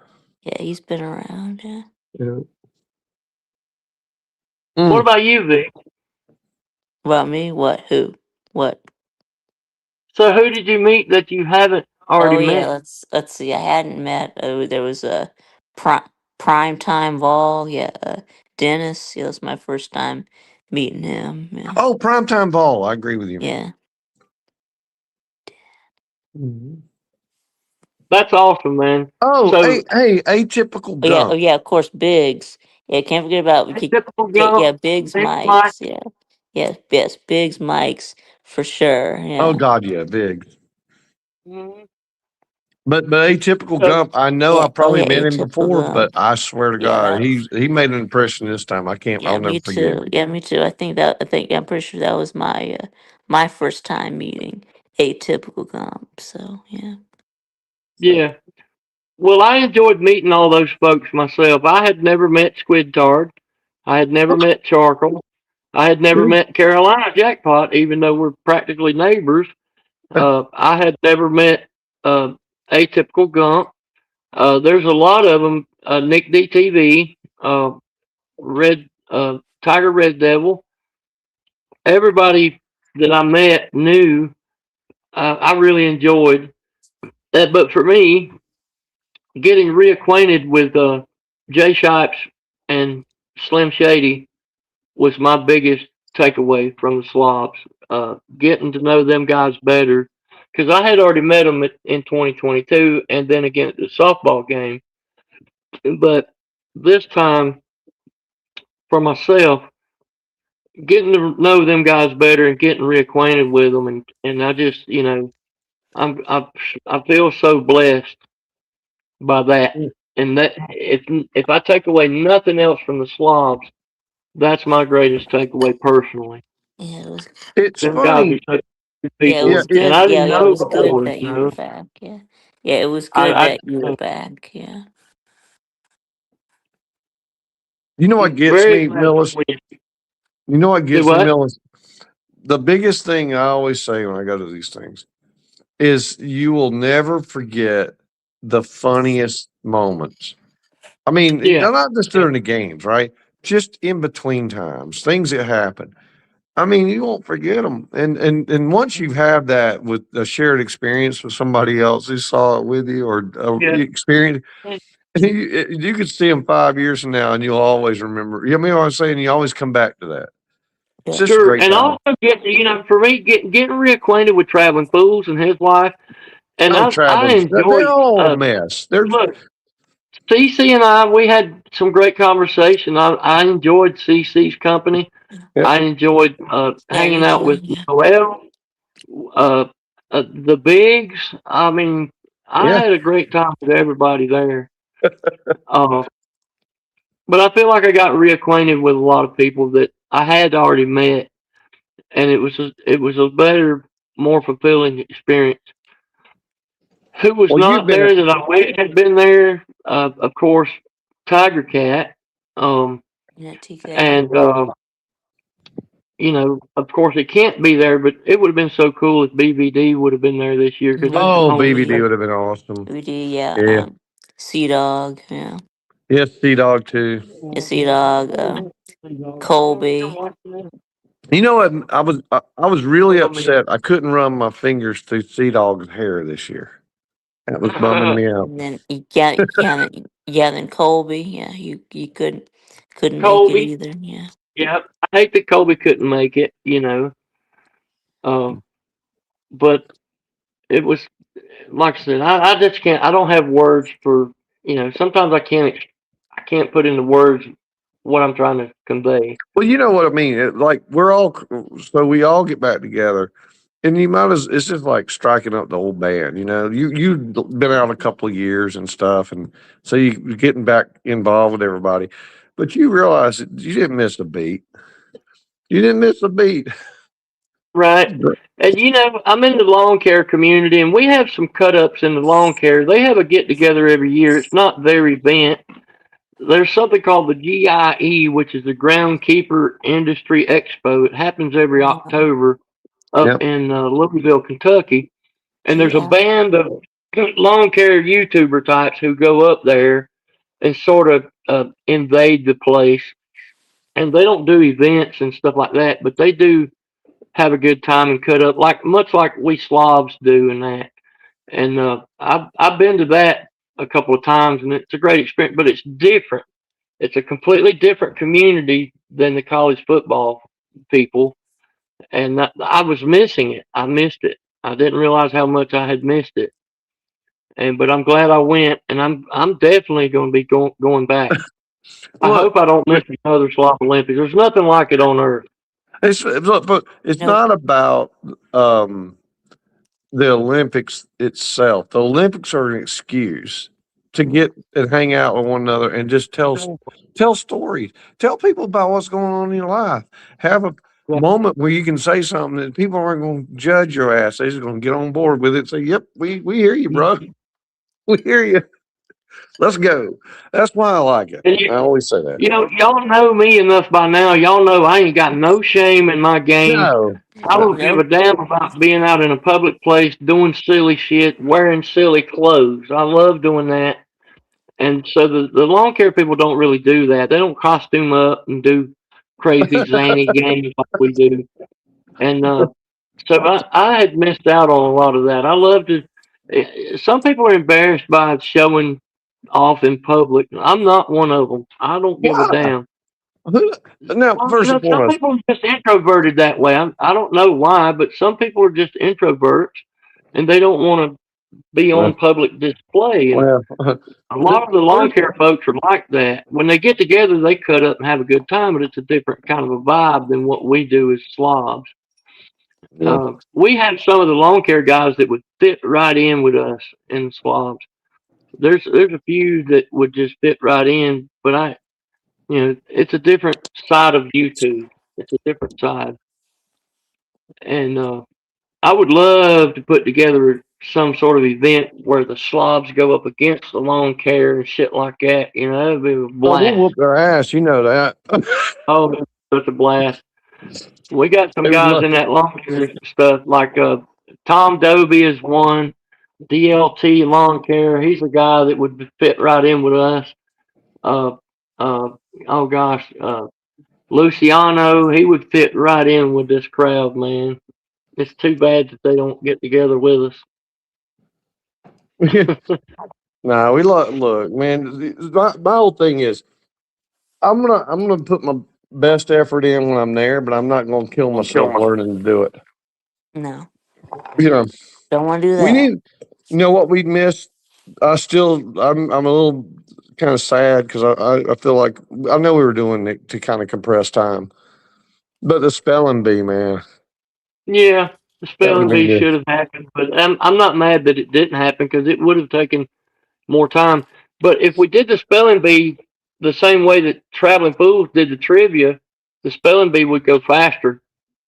I love the way Traveling Fools set up that trivia No, and that ran it was like quick. that.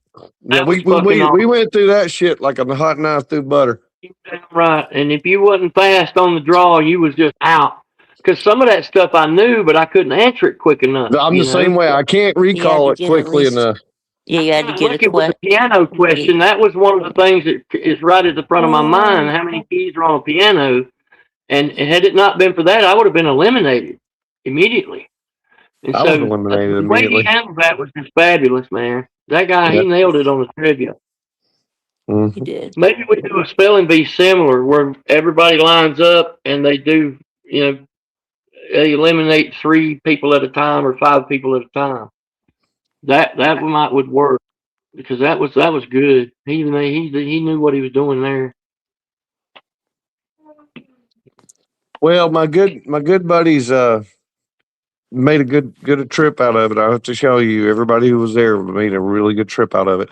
And not And only that, the work that went into it, like y'all are saying, shout out to everybody that put that in. I mean, it's not like you had to go, kill, cows or nothing, but you did have to do some work. And then you had to plan. And poor BA carried the brunt. I mean, that whole scoring bullshit's hard. Kill cows. Have you ever killed a cow, Pa? I didn't personally kill the cow, but I was there for the cow that got killed, and then we had to, process it. So I did do that. So it's close enough. I didn't pull the trigger though. Someone else did Big Tip, that. I figured out how to make you big screen. Check it out. Yep. Now you're big screen. Yeah. I figured it out. It can be done. There we go. Well, have you been able to unfreeze Jay yet, or unlock Jay? So that's something I got to do after I'm off the stream. I can fix that after I get off the stream. He's in here under the white T-shirt guy account, or he was. Yeah. But Well, as soon as this yeah, is over he with, I'm is the going to go white ahead and correct T-shirt guy. that. I'm going to correct that. That's some leftover shit from 3 years ago, or 4 years ago now. Oh, So I'm going to correct it. so it's kind of fun. I mean, you realize how much everybody takes things with a grain of salt. You know, nobody holds any resentments. You know, nobody. So Let's see. Let's try this. I'm just doing a little experimenting while you're talking. Now Huffer's big screen. that ain't good. Are you Well, I with don't know. TC right now? Is she there with you? She's in there watching. Oh hell, what the hell is it called? DT DTF Las Vegas or something. San Diego. DTF San Diego. But yeah, it's got the guy that was in Ozarks in it. The actors in Ozarks. Okay. See, now I'm big screen. All right, I figured it out. That was Good deal. But she drove us back, Millis, because last night I didn't get into almost 5 in the morning. Oh wow. So she I needed. got home. What time did I get home? I got home about. It was before 12. I think it was Yeah. 11:30 or something. I got home. Like I Yeah. said, I woke up. It was because I kept my curtains open at the hotel so I could watch the planes take off and land. And I hit the bed, uh, and when I woke up, it was daylight because that's what woke me up. The damn sunlight. You know, the hotel was facing east, and the sunlight was just straight in the window. And I woke up and I went, "Why the fuck is it daylight? I've only been asleep an hour." You know, it felt like an hour nap. But I wake up and it's daylight, and I go, well, "Fuck me." And so I just threw my bags in the car and checked out of the hotel and started coming home. And I got here about 11:30. Well, that's good though. You got some rest before you drove. Yeah, and the highway was pretty empty because it was church. Early. Yeah. There wasn't very many people on the interstate when I came home, and I made it to Look, Knoxville. we saw an 18-wheeler with a cop car in the emergency lane on the inside where the median is, the grass median. The 18-wheeler was in the median. How in the Yeah, how'd that happen? probably blowed a steer tire. Probably the front tire. Okay, blew a tire and it got out of control. I'm guessing, just a wild guess, blown steer tire. Wow. Could be the guy was texting and lost control, hit the middle. Could be he was dodging something in the road, like an object in the road. But most of the time when you see a tractor trailer in the middle, it's a blown steer tire. Yeah. A lot of No, times. we were just shocked. Just shocked. Yeah. But Yeah. I'm like, how in the It hell? wasn't turned over or nothing, right? It was just like No, shoved which was in the middle. amazing to me because first of all, you hit grass in something that's heavy like that, and you know it's going to plow into the ground. And I just amazed it didn't. I don't know how it didn't. Feels like it would. You're doing 70 miles an hour, and next thing you know, you're in. You're not mudding in an 18-wheeler.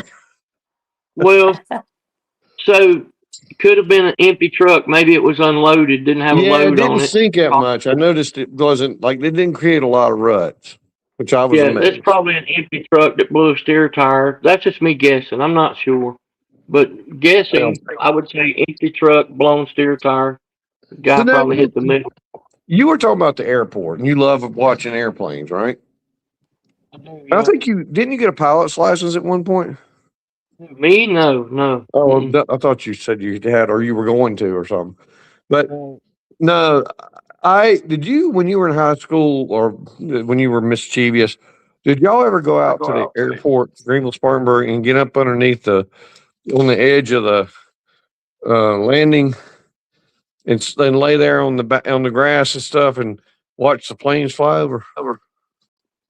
So when I was in high school, it was way before BMW came, and Spartanburg Airport was a little bitty place. It didn't even Well, have. they had Michelin, but yeah, you're right.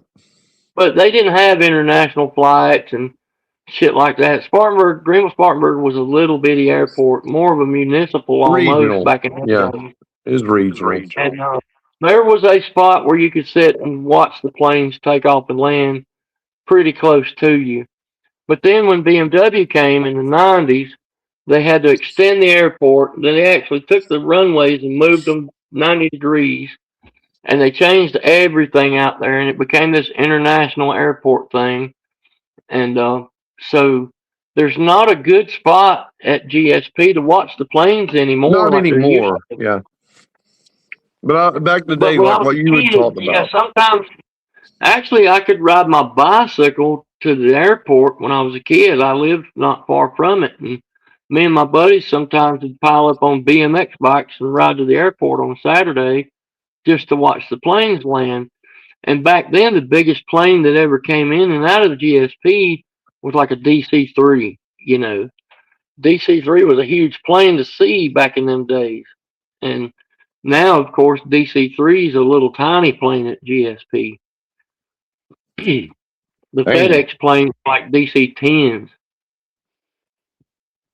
Gosh, those were the days. I mean, back FedEx. before they did that. Yeah. Well, I'll tell you this: my grandpa used to own land right near the airport. Uh, well, where BMW's at down 101.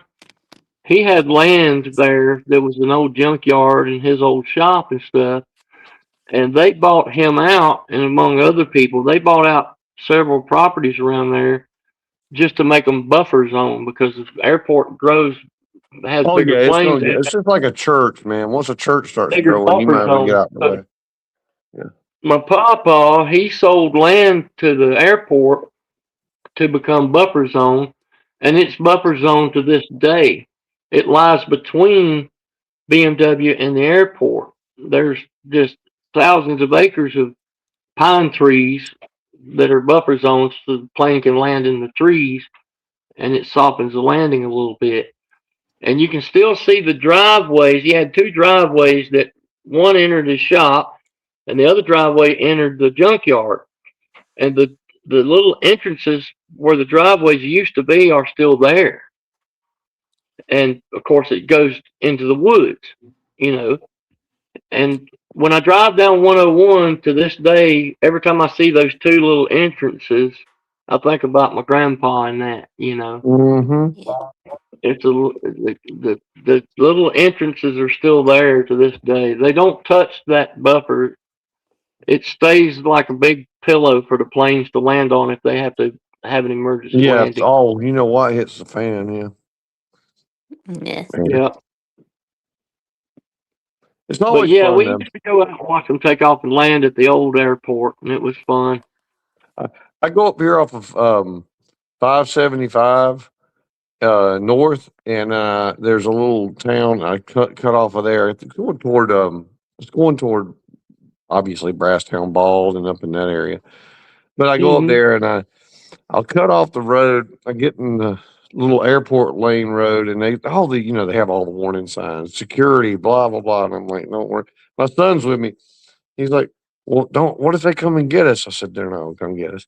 And then we go in there, park the car. We sit out there for 3 hours watching these planes come down. I mean, they're smaller planes, but you're right under them. I mean, you are right Yeah. under them.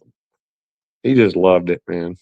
Now over there in Spartanburg at the Spartanburg downtown airport, you can get real close to the planes when they come off the runways right there. If you go around the 295 bypass, Yep. you can sit right there and watch them planes come on and off. It looks like they're going right up over you, you know. Hmm. And then the Greenville downtown is another place you can watch them. We did it at St. Martin. You know the airport on St. Martin. Stand there and you get the washback of the air blowback and everything, and the planes coming in. It looks like they're Yeah, going to land on you. It looks exactly like they're going to land on your head. I mean, yeah, stand there, you think this ain't going to end well. yeah. Barely goes over, like probably 20 feet above your head. I caught that at Memphis. Um, Memphis Airport is a big FedEx terminal. In fact, the airport shuts down every night just for FedEx planes. They close all the flights other than FedEx at night at Memphis. Well, I used to drive for a company that hauled freight for FedEx, right? And they had me picking up a load out there one time, right off of one of the planes. And uh, when I would sitting at the dock, there's several trucks lined up at these docks, right? And I'm on the end of the docks, and every time one of them planes would taxi out there and throttle up and take off, the blowback would shake the dog shit out of my truck, dude. Like it would blow into my damn trailer, and it felt like it was going to turn me over, bro. It was wild. It's serious wind. I mean, it's tornadic wind It's crazy. at a horizontal layer. I believe it would blow the paint off of a Volkswagen. The question is, will it blow you? I mean, I'm joking. That blowback on them airplanes ain't no joke, dude. On the big planes, like 4 engine dudes, that shit was real. Well, And the reason why the blast zone and all that matters, it's not the wind as much, although that's important. It's the debris that it picks up, and it shoots at you like a bullet. Oh, well, let me tell you this. So my friend, he used to drive a tanker truck, and he delivered jet fuel to GSP. And every time he would go out there to fuel up the place for him, they would give him a little pick, and he'd have to pick the rocks out of the tires on that truck before he could go out there. They would give him a bucket and a pick, and he would have to pick rocks. If he had any rocks on his tires, he couldn't go out there and clean the fuel. So this truck's got 18 tires on it, you know. Gotta check all 18. Wow. Yeah, he would have to pick rocks out of 18 fucking tires. So he'd have to pick them out, then roll the truck forward a little bit and pick out, roll forward a little bit and pick out, roll forward a little bit and pick out. And he would do 2 deliveries a day at that airport. And because he'd do the first drop in the morning, go back to the gas farm and pick up more fuel. So Millis, let me ask you, how much money would it take for you to do that job? Well, I don't know. I've never drove a tanker. No, how much money would just to go through that whole rigmarole?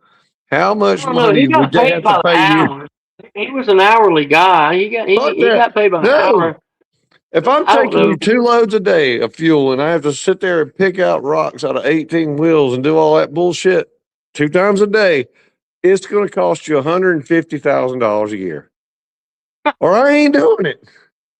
That's what I'm saying. Made that much money. He wasn't getting paid that kind of money. Well, he's an idiot then. I don't know why you would do that. Well, this was years and years ago too, but that was part of his job, picking rocks out of them tires.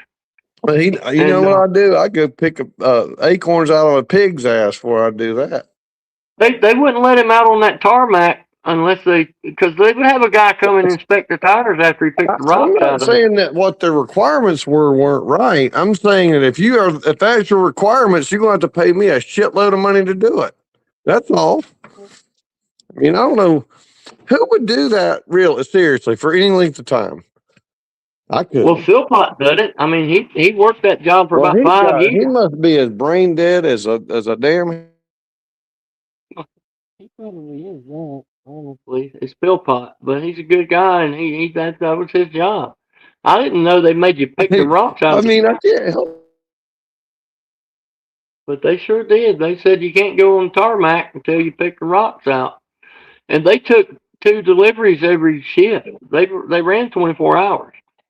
They took 6 deliveries every 24 hours. They burn a lot, and that jet fuel ain't really nothing but kerosene. It's like kerosene mixed with methanol. It's not really as potent as people think it is. It's kind of a kerosene blend. Because I thought jet fuel. I would do it until I could. Jet fuel and put in my race car, but jet fuel ain't really nothing but kerosene and methanol. Is all it is. It's not really that flammable, you know. Yeah, before it became hot or important in high school, 1980, we had this, I think it's a Ford gas We lost you, Hupper. You blanked out on us. Vic, are you still with us, sir? Can you hear me now? Yeah, you're back now. Yep. All right. So anyway, I was saying, I'm brushing my teeth. all right. Okay. So what we did when we went to Greenville Pickens Speedway, and my buddy had bought this old Ford. I would call it a Galaxy, but it was the 8-cylinder car. I don't know if it's a Galaxy, but it was an old Ford, boat, just a boat, like a 70s boat. And before it was hot, or before everybody got all, before it became popular, methanol, we did that methanol additive. I went on that racetrack. They didn't have any way to check. It's like doping, but for cars. And we blew that freaking car up. I mean, it was on fire coming into the last lane, and he wrecked afterwards and tore it all to hell. But Oh God. that's the kind of nonsense we were doing. I mean, we're just stupid. Yeah. So you know what mothballs are, right? You remember mothballs? yeah. You put them in your closet. Stink Okay, like hell. So that is crystallized methanol is what that's made of. I know. And so when I used to drag race, we would take a handful of mothballs, drop them in the gas tank, and that mothball will dissolve in the fuel and jack it up, kind of. Oh, it'll boost it hard. When we would drag race at Greer, because I grew up right behind Greer drag strips where I grew up at, we'd take a car, to drag strip, get us a handful of mothballs, drop them in the gas tank, and it would hop up that car for the drag Right. races. So you're saying y'all are racing with crystal meth? Crystal methanol. It's not crystal meth. Crystal meth. Yeah. Kind of. Yeah, you could say that. But yeah. But you see, meth. Vic, doping was a real thing before we even put it in our bodies. We just put it in cars. No, we did that too. I mean, that's what we used a lot of times with the mothballs. But we actually did get methanol in concentrate. One buddy of ours had a farm store or whatever, so we actually got supplies But it was bad. You could buy liquid methanol, but it was expensive in the day. So the mothballs was, $2 for a whole box. We used both. I mean, when we could get the other, because he said you can have this, and he give us a pint or a quart, or sometimes he had a half a gallon or something. And but then the other times we're like, we don't have any, so get the mothballs out. Let's go. Mm-hmm. It was bad. Yeah, we drove me a drag. Matter of fact, we probably ruined a couple of engines on mothballs. Putting too many of them in there is bad. No, you can't. First of all, it runs hot. It runs hot. It burns lean. It's lean burn, so it leans out your carburetor. You got to go in the carburetor and tweak the carburetor when you put that methanol in there. You got to get some lubricant going, man. You burn oil bad because he's burned that shit up. But you got to play with it. You would know about the first or second round if you had too many mothballs. If you put more than about 10 in a tank of fuel, you've overdone it. Yeah, we try to keep it around 6 or 5. I believe is our well, at least on most of the times. But you don't want to go over. Yeah. Yeah. You just want to get a little nip in the a little punch in the nip. A video and drop some mothballs in a lawnmower tank to see what happens. That'd be fun. What's really sad is I have this zero turn, and I don't run it in the winter like I should. It's got gas in it, so it's gonna get old, and then the battery ran down because it got cold, and I didn't have I wasn't running it. So I boost the battery up. It ain't got no gas in it. Ain't got no gas. And so then I get my damn stabilizer stuff, and I'm like, how much does this have in it? And they're trying to sell me stuff for like 3% or 1%. I'm like, no. I need the good shit. I mean, where's the good shit? That's going to be Yeah. more expensive. I said, give me the good shit. So I get out here and I spraying it in the carburetor, put the thing on, and you know it's going to blow. Like the first crank is going to be a hell of an explosion. Yep. But it draws, and I had that shit in the tank, and it drew, and it's going to crank right up. And my dad was like, damn, you going to blow this thing, blow yourself out of this house? Like, hey, go big or go I home. put a stabilizer in my gas jugs every time I gas them up. Every piece of equipment I got Yeah, already you has gotta, stabilizer in because of the it. ethanol. The Whenever ethanol fucks it all up. yeah. So let me show you. Oh, Mm. what I do is I got 2 5-gallon gas jugs. Every time I fill them up, winter or summer, I put 3 ounces of that in each 5-gallon jug. Every time, like I just did my jugs today, and I put some Yeah, of this I stuff do. in Look, I it. got the same damn stuff. I That got way my gas I got a don't, six the pack. gas doesn't go bad because Yep. I forget to run it. So I figure if I always put this in there, I've always got it in the equipment, and none of my equipment ever goes stale over the winter time because I automatically add it to my fuel every time I I took put your advice fuel from in one of the your videos when you told me that, and I've been doing it ever since. And I haven't had to worry about it since. You But won't have any before I did, problems. yeah. Yep. And I have, when I store over the winter, I put a little battery tender. It's a little 1 amp battery tender on the battery. Just plug it in the wall, just leave it. And that way the battery doesn't go down over the winter time because cold weather will kill your battery. Here's the problem. I don't have electricity in the shed. I have to take I have to take 2 major utility extension cords to get to the shed to put power there to put the charger on it. Right. So I just wait until it goes dead and recharge the damn thing. Charge it. Yeah. Well, Which that makes me works. a I little mean, mad, but it's only a few hours of delay. sure. Yeah. And then once springtime comes and you're using the mower regularly, you don't Yeah, have to it never worry about happens. It doesn't happen. I only have to do it once a year, but that once a year, you could hear me cussing from 50 yards away.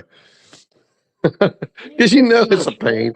You got to drag everything out. You got to get the charge on it. Now you can't do anything today because it's going to have to charge all day. And then you got to do, I mean, it just gets me, and I'm in the mood to do stuff. Hate that. I'm Didn't you impatient. say you have a Skag? Yeah, I have a Skag. That's good equipment. Skags are good. It's really serious, dude. I mean, Oh yeah. when I take it over to the guys, like I take it over every other year, I said, Mm-hmm. look, do the once over, give the hydraulic fluid, everything. Just Yeah. do it all. A health check. And they Yeah. pull the blades off. Now well, I'm a rough person when I mow. I'm a little bit of a tough love. And Mm-hmm. they give me the blades. I said, well, replace the blades and you'll see. Here's what we replace. Here you go. I went there one day. He was taking them off, and he handed me one. And I thought I actually thought somebody blowtorched it. I Oh wow. said, "What the hell?" He goes, "I don't know what you're hitting, but whatever it is, it's tearing the hell out of that blade." Oh gosh. Wow. So I anyway, had I'm a rough. there was a stump in my yard. I finally got rid of it. That stump would eat blades up every year. It, Mm-hmm. it, I would try to avoid it, and I'd hit it by accident. It's in a bad, like, hidden spot, And I finally, last year, I said, I'm digging this stump up and getting rid of it. This thing's eating my lawnmower blade like hell. And I had to dig a hole that you could fit a pickup truck in. So finally got rid of it. I started digging around the stump looking for the roots, and I'm going to sever the roots and pull the stump. And that sucker had a damn tap root halfway to China, dude. And I finally got that stump up out of the ground. And then I had to go, I filled the hole back in, but it was that like still dipped down pretty It good. keeps doing it for years. Yep, I had to go buy topsoil and I packed the topsoil in. It would sink down. I'd fill it up and pack it again. I packed that whole probably 5 different times and finally got it leveled out and planted grass over it. Now you can't even tell the stump was ever there, but it took me 4 years to get that stump gone. It was just, and these Cub Cadet blades ain't cheap. You know, they went from Why didn't you go get $50. you some? Why didn't you do what Slim would do? Go get some tannerite. Right. Well, unfortunately, Tannerite's not smiled upon around here. I'm in the city limits, and I would have to have a bukus of permits to Tannerite something, and I live around some people who wouldn't understand what I'm doing. They would think that I'm trying to blow the neighborhood up with Tannerite. Most of the people that live around me ain't never heard of Tannerite. They wouldn't know what it was. They would probably call the cops and say, you know, He's Miller's been blowing up. up. He got bombs over there. Yeah. So, Well, my neighborhood association, I got to give them something to complain about. And so, the HOA. So I just yeah. figure every now and then you got like I have this bonfire out here. And I do it about Mm-hmm. 15 times a year. But in the fall, there are no leaves or there's no vegetation. So you're driving up Yeah. the road, and even though I'm off the road a good ways, you can still see this thing. And then you can see it from the moon when I do it. I mean, the bonfire is probably 40 feet in the air. I Wow. mean, the flames are just licking the damn pines, which is not good, right? You don't want to catch the pine trees on fire because they jump from tree to tree, up top. So I'm trying to keep it down with the hose. Well, people are Yeah. driving by, and then they call the fire department to come out here. So Wow. I had some camp chairs around. I said, we're just having a little backyard campfire. And by the time they got here, it was down enough. Not wasn't down enough, but it was down. So anyway, he's like, yeah, you can have. So this isn't the ordinances that we can have these kind of fires. And sure enough, and I get by. But I have to do it every so often just to get them to come out here. It makes my Mm. day. It's like, look at that. I got the fire department out here. Mhm. So it's like accomplishing a goal. Yeah, they Yeah, have to check a list and say they. it's like an achievement. Yeah. An That's what achievement, yeah. But if you do Tannerite, they'll get them out here in a damn hurry. I guarantee you that. They'll be here in about 2 minutes, along with everybody else. Uh, no, I wish I could do it around here, but I can't either because there's too many people. It's Yeah. too close. You know what I mean? So, VicTube, now you have to have your name engraved on the trophy, sir. Yep. Are you going to engrave it as VicTube? Yeah. Oh. Either VicTube or just VicTube Productions. Yeah. So I hope there's a trophy shop or something that can do it for you Yeah. locally. Yeah, I'm sure. Yeah. There's a place where I'm sure there's a place in Athens where you can get it done. Yeah. Yeah. You got to find a trophy shop. Yeah. Hey, Millis, I'm in the process of Yes, sir. trying to find a good used car from a single owner. Yeah. Are you still looking for a car for Cece or? I'm looking for a car for her to buy. Yes. So on Greenville Craigslist, there was a Porsche Cayenne. I forgot the year model. It doesn't have to be that. No, I mean, Yeah. look, That's what you No, were. I I thought know, that's but what you were it was trying to get was a Porsche Cheyenne, right? the yeah, Cayenne that was on Craigslist was only about $6,500, I think, and it had pretty low miles on it, and it was tan interior and a tan exterior. Pretty good looking thing. Uh, but let me tell you, when you buy a Porsche Cayenne, you every want to avoid. You month. got to avoid the all-wheel drive. If you get the all-wheel drive Cayenne, they produce a lot of driveline problems that are very expensive to fix. So if you're looking for a Cayenne, you got to find the two-wheel drive, not the all-wheel drive. And Is it rear? also, Is it rear wheel? it's rear-wheel drive. Yeah, the all-wheel drive is notorious for driveline problems. They have a carrier bearing in the driveline that goes from the transfer case to the front, and this carrier bearing is not only Wears out. expensive, buy, but also hard to replace. You got to drop a lot of stuff to change that So carrier the bearing. labor's horrible. The labor can be, $2,000 alone, and then another 2,000 for the carrier bearing. Yeah, I It's ain't a doing pain in the ass to change. I've done 3 or 4 of them. So if you're looking at Cayenne, there's an alternative that's going to be a lot cheaper called the it. Do Volkswagen. rear wheel. Yeah. Yeah, all right. Yeah, all right, Shaw. I think I'm gonna go ahead and turn in now. But yeah, I had a great time this weekend with you guys. So I'll talk to Vic y'all 2, later. congratulations, buddy. Yeah, Nobody thanks. deserves Yeah, it more than you. yeah, Shout out to Vic 2. Congratulations. Look forward to seeing you again next year, buddy. yeah. Me too. I'm Uh, amazed. I'm amazed at how hard it was. I mean, really, when I say hard, the well, what should I say? I think the quiz or the what I guess it was a quiz, right? Or what do you call it? Trivia. I think the the trivia trivia. was hard because you can't just know the answer. You got to know the answer quick, You have right? to, yeah, the fast. You have to be fast with it. That's So right. that was hard. That was hard. 40-yard dash is a 40-yard dash. It's not hard. I think it was better to do it this way because you keep the chaos down. Yeah, Um, I like the 2 up thing. That was yep, great. Instead of being 24 people at one time, the 2 up was the way to go. I like that. yep, You're right.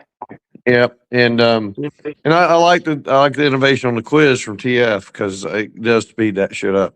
On Yeah. the trivia, but the lassoing, I was thinking, oh, this is going to be a cakewalk, right? And the only reason why I was able to do better than some is because I had time to watch, right? Yeah. So Yeah. I was near the end. I was like 3 from the end, and I Hmm. could see what people were doing that wasn't going to work, right? I mean, so you just say, well, hell, don't do that. And the next thing is a process of elimination, right? There's only so many ways you can do it. So I had a lot of time to think about it and process it. And then I realized this is just like casting a bait casting net, right? It's the same Yeah. thing. And then I put the 2 and 2 together, and that was what did it. But it was harder than you'd think. I mean, if you haven't done it before, you'll know. I mean, whoever goes out there and tries to do that shit. That's what Rec Talk and I were doing with the boot throw. He and I would analyze every throw and pick it apart and try to uh, figure out the best way to throw that boot. Rec Talk and I, man, I had such a good time with Rec Talk He because was so crazy. he, he's an intellect, you see, and uh, you should have heard the conversation he and I were having with the boot throw. We just scientifically broke that thing down, and section by section, piece by piece, we dissected the boot throw, Well, and we came up with our own way to throw the boot, what we thought was the best method for getting it the furthest distance. And I didn't do so well, but Rec Talk did pretty good with the boot. And that guy that was with Nick D TV, I can't remember his name, the little short guy. yep, yep. He threw the boot exactly like Rec and I did, and he had the greatest distance of it. Well, he had first. Okay, no matter what, the power force is going to help tremendously. Okay. Now, if it's misdirected or directed in a low trajectory or, off course, it ain't going to work. If it's directed where it wobbles, you know what I mean? Not very efficient. Hmm. But if you have power, that's your first weapon. And he had power. Well, That's what now he had. Jay really threw that boot. Jay threw that boot way the fuck out there. He had a good boot throw. And Mhm. that's what set me and Rec Talk off. We were analyzing Jay's methods for throwing that boot. And we would sit there and watch everybody throw. And we would pick apart what they did wrong, how they could have done it better. We were getting into things like heel first or toe first, shit like that. It was a fun time just Well, talking I about it. think you have to have your core. And I said this at CC. It's easier to say than do, right? You can say what you should do, but doing it's different, right? You can talk about it, but can't do it. if your core is tight and sprung, you got to spring the core.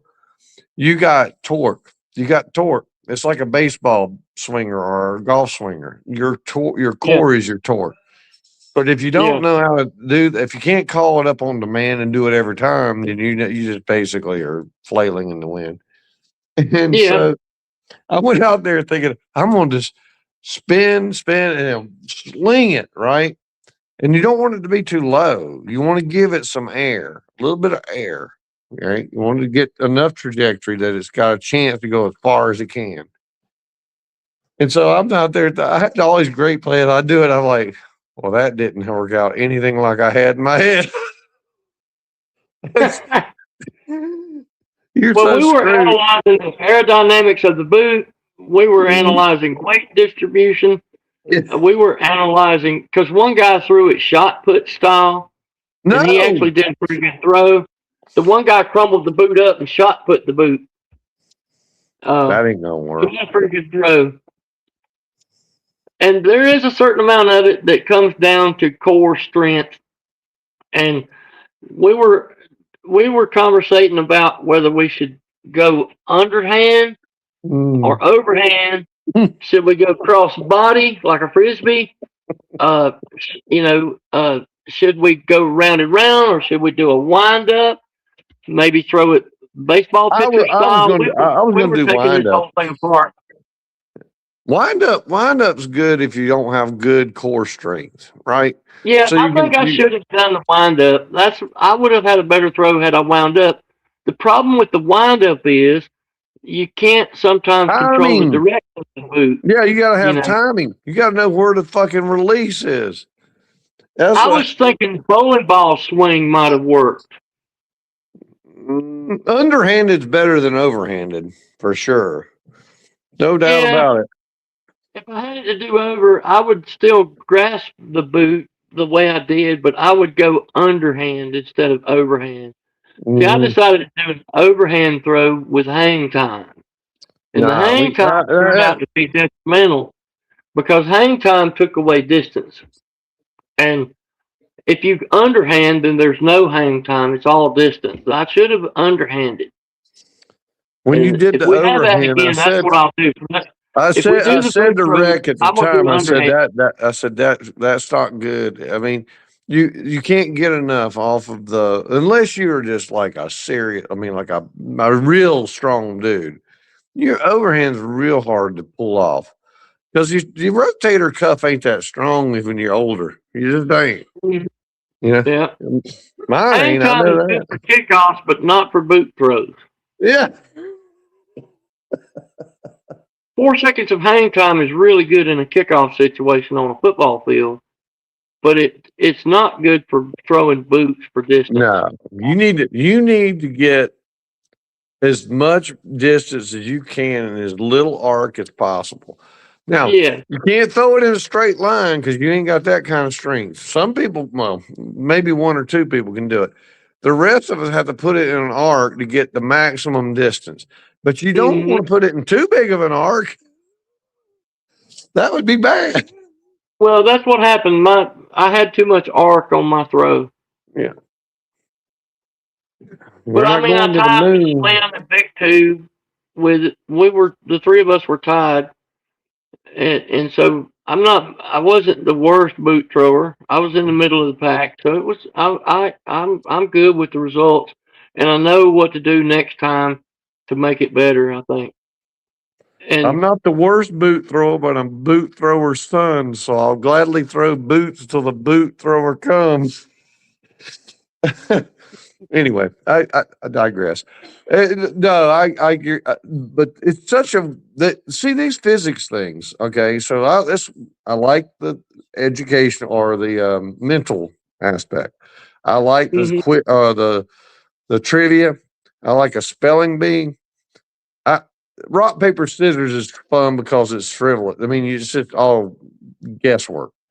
Um, but what you can get to when you get into these like the throwing thing, is physics. It's really a mhm, physics head game, yeah, and you could do that. You could do pong. Pong's physics. Hong, you know when we're doing the cups in Pigeon Pigeon Forge. Forge? Yeah. Yeah. It was physics. How much do you want to put on that bounce, and how far, distance and trajectory and of it. It's just to me, it's fun. That to me is fun, but I'm a Yeah. weirdo. Yeah.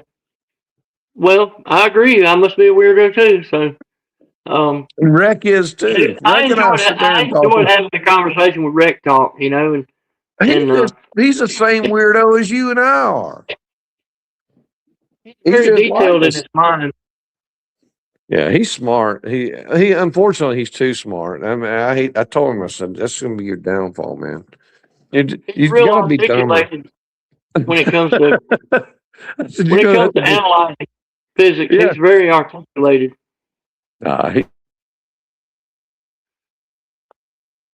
I would love to just hang out with Rec Talk for a whole weekend and analyze stuff.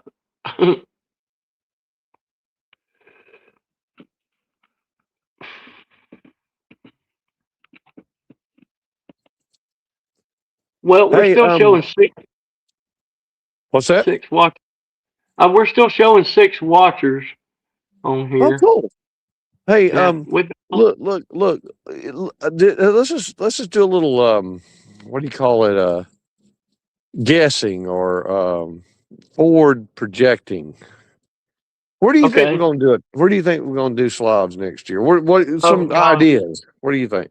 I know Well, we don't know, but I mean, I talked this over with a few people yep. over the weekend. Matt Dummett's still here. Thanks, Matt. I would like to see us go somewhere not in a city. Like a major city deal. I have no idea. There's no telling where it's going to be next, but it would be cool if we had it at some kind of a. I'm thinking state park or county park or something like that. Somewhere. I know we're probably going to have it in the city though because of the hotel situation and that. But we it's been on the beach a few times already. Matt Dummett votes for Alabama. I don't see why we couldn't have it somewhere in Alabama. No, We have look, the Slobs haven't been to I'm Alabama. Slob okay. Olympics So haven't been to Kentucky, haven't been to Alabama, haven't been to Virginia. There's a lot of states we could have it in. And also, Nate has been every year except the first one. And, he lives in Nebraska and they travel a great distance. So, what if we have it somewhere that's a little bit closer to Nate? So he Las don't have to Vegas, go out. Las Vegas. Las Vegas is a great idea, but I don't know if I could afford to go to Las Vegas or not myself. Uh, but Las Vegas So would let be a me. great idea to Look, have a slot. so I'm gonna. There's two things here that you just said. One is the type of venue, rural versus urban, right? Yeah. And then the second thing was where, like regional or locale, a geography. So hang on, I gotta go tell the cat to get the help. What are you doing? Cat tried to get up on the counter and I ain't letting that happen. So anyway, I think that those two are I call them the XY axis, where, and then what is the theme? What's the type of place? The Mhm. one thing I will say, and I'm gonna this is what I always come to when I think about it, and I'm not the one making any decisions, but I think this goes through people's mind. If you're gonna go somewhere, you're gonna go not just for this. I mean, we'd like to think it'd be good, but you need something else to go to. You know what I'm saying? So you're gonna put in this kind of effort and money. You probably want to go somewhere where you can do some other things. That's why I Mhm. don't know that rural is going to work as much. You're right. You're right. You're right. I mean, What for me what and if we had you, I love it, but families and people with spouses, they don't. 2 or 3 people traveling, they ain't going to do that and just go see yeah, me. yeah, yeah. Um I don't have any other thoughts except, we could do something like Louisville, Kentucky. That wouldn't be so far from Nate, and it would still be in the South. Louisville is on my mind. Louisville's got a Yeah, lot going. You do a lot in I've the never. Louisville. Well, I shouldn't say I've never. I actually have been to Louisville. I won't tell that story, but I have been to Louisville. It was under weird situation. But I'm still good friends with the person I ended up sharing a room with. But she's got a whole different life now. But Louisville is nice. It's a good town. It's got tons of things to do. People don't realize. If you just look into it, you'll know. So that's not a bad suggestion. That's really not a Here's bad another idea. thought, Slob. So hear me out on this one. What if we had the Slob Olympics next year in St. Louis, right up under the arch? Dude. There's a big giant park there at the arch.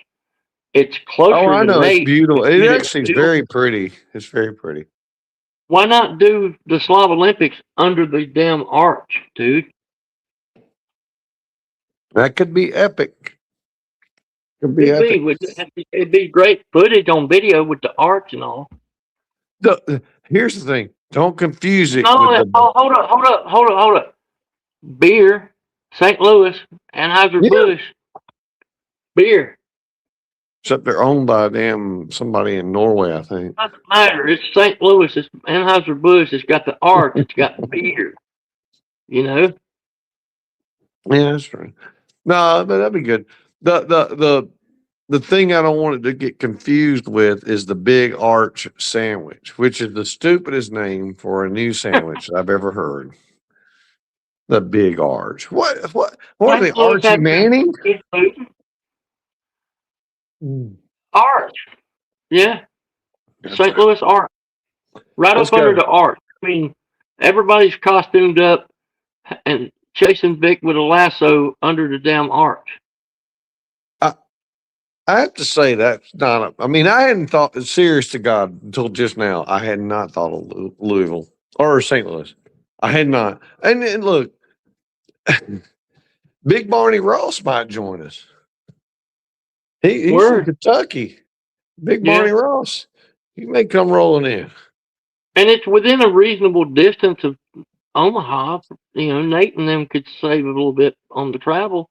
Yeah. I'm not saying it just for Nate, but it would help Nate and his family out as far as because they've been to what 4 of them already or something, and they spend a fortune in travel and stuff, and it would ease up them a little bit. It's still We close get, we enough get, to the south we could all go still, and the arch would be a cool place to have the slobs. It would be amazing, and then it's a beer place too. It's probably going to have decent weather in spring. that's a strong candidate. I'm not, I mean, I have to, now I have to, normally when people suggest River. things, I go, yeah, they ain't never going to happen. Let's say Birmingham. Look, man, we ain't going to Birmingham. Just stop. There's nothing in Birmingham that we are going to go and spend $5,000 each on. I mean, I love y'all and all, but $5,000 for Somebody say Birmingham? Birmingham. I didn't see that comment. No, they have. It's not tonight, but I have seen people. Oh, why are we doing Birmingham? No, we're not doing it there. So there are times when you hear things and you just go, "That's never going to happen." I mean, Birmingham's a big place, but it's more of a working town. It's not really a tourist type place. we're not going to do it I in would, Greenville. Look, Greenville, South Carolina. We're not doing it there either.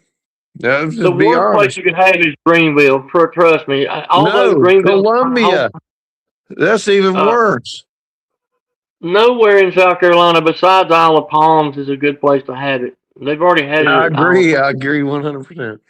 Somebody mentioned Myrtle Beach one time. Myrtle Beach might be a good idea, but you've No, already it's had it cool. in South Carolina recently. Yeah, Myrtle Beach is cool. That's actually not too bad. The problem is it's so far east. You know what I'm saying? For people that are in Tennessee and western Alabama and Texas, it's a hell of a haul.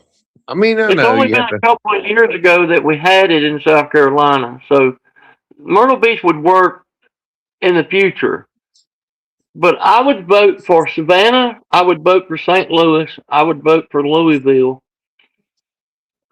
because Mississippi River, the Arch, uh, there's got to be great craft beers and shit like that. And, around St. Louis, there's got to be a lot going. There's have good music in St. Louis. St. Louis is kind of a city that was developed by pioneers jumping off the map and shit back in the 19th century. And my work has offices there that I can go down there and, Lots of you know, history. I get to go down there like I'm working and get a hotel while I'm at the offices in St. Louis and expense them. I think St. Louis would work. I do like it. I mean, I've been there and it's nice. Well, this is the other thing. I'd love to be able to go to, at some point, for us to be able to go to a baseball game sometime. That would be Yep. fun. Yeah. Is this even if it's minor league? It doesn't matter. I'm just saying it's good to go out because you can sit and talk during a baseball game and the world isn't coming to an end because somebody didn't see a pitch. You know, we can have fun.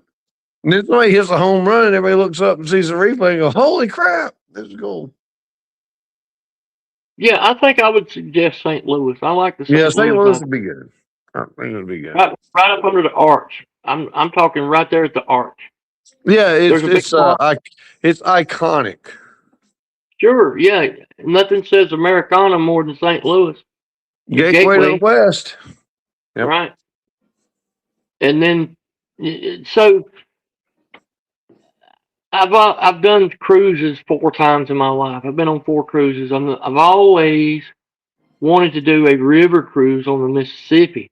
If we do the Slobs in St. Louis, Millis is taking a damn river cruise up the Mississippi because they have great cruises on the river on the Mississippi, and the boats ain't so crowded. You can catch a Mississippi River cruise pretty reasonable, and the boat don't hold but 500 people and shit like Okay, that. listen. We do that. I'm gonna need to take Nick's friend with me. He'll have to have some cut off blue jeans and a little straw hat. And I'm gonna get me one too.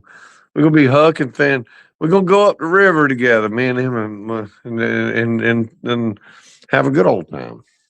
That would be a great costume idea, actually. The Huck Finn. I said to him, I said, dude, I can help dress your ass up, and I can be your, I can be. You don't know. I can be Huckleberry Finn. Let's go. And he looked at me. He goes, "You're a sick motherfucker." Mark Twain would be a good costume too. Yeah, But Mark Twain. This is the part that I don't know. Would digress a little bit. Whenever we have someone like a Mark Twain in our sphere, same thing with any of the people who invent shit, right? Even Einstein. They are the outcasts forever until they're not. You know why? Because they had the truth. Every day they had the truth. They knew it. They had confidence in it. They didn't care. It's like, why don't we don't, it's amazing to me.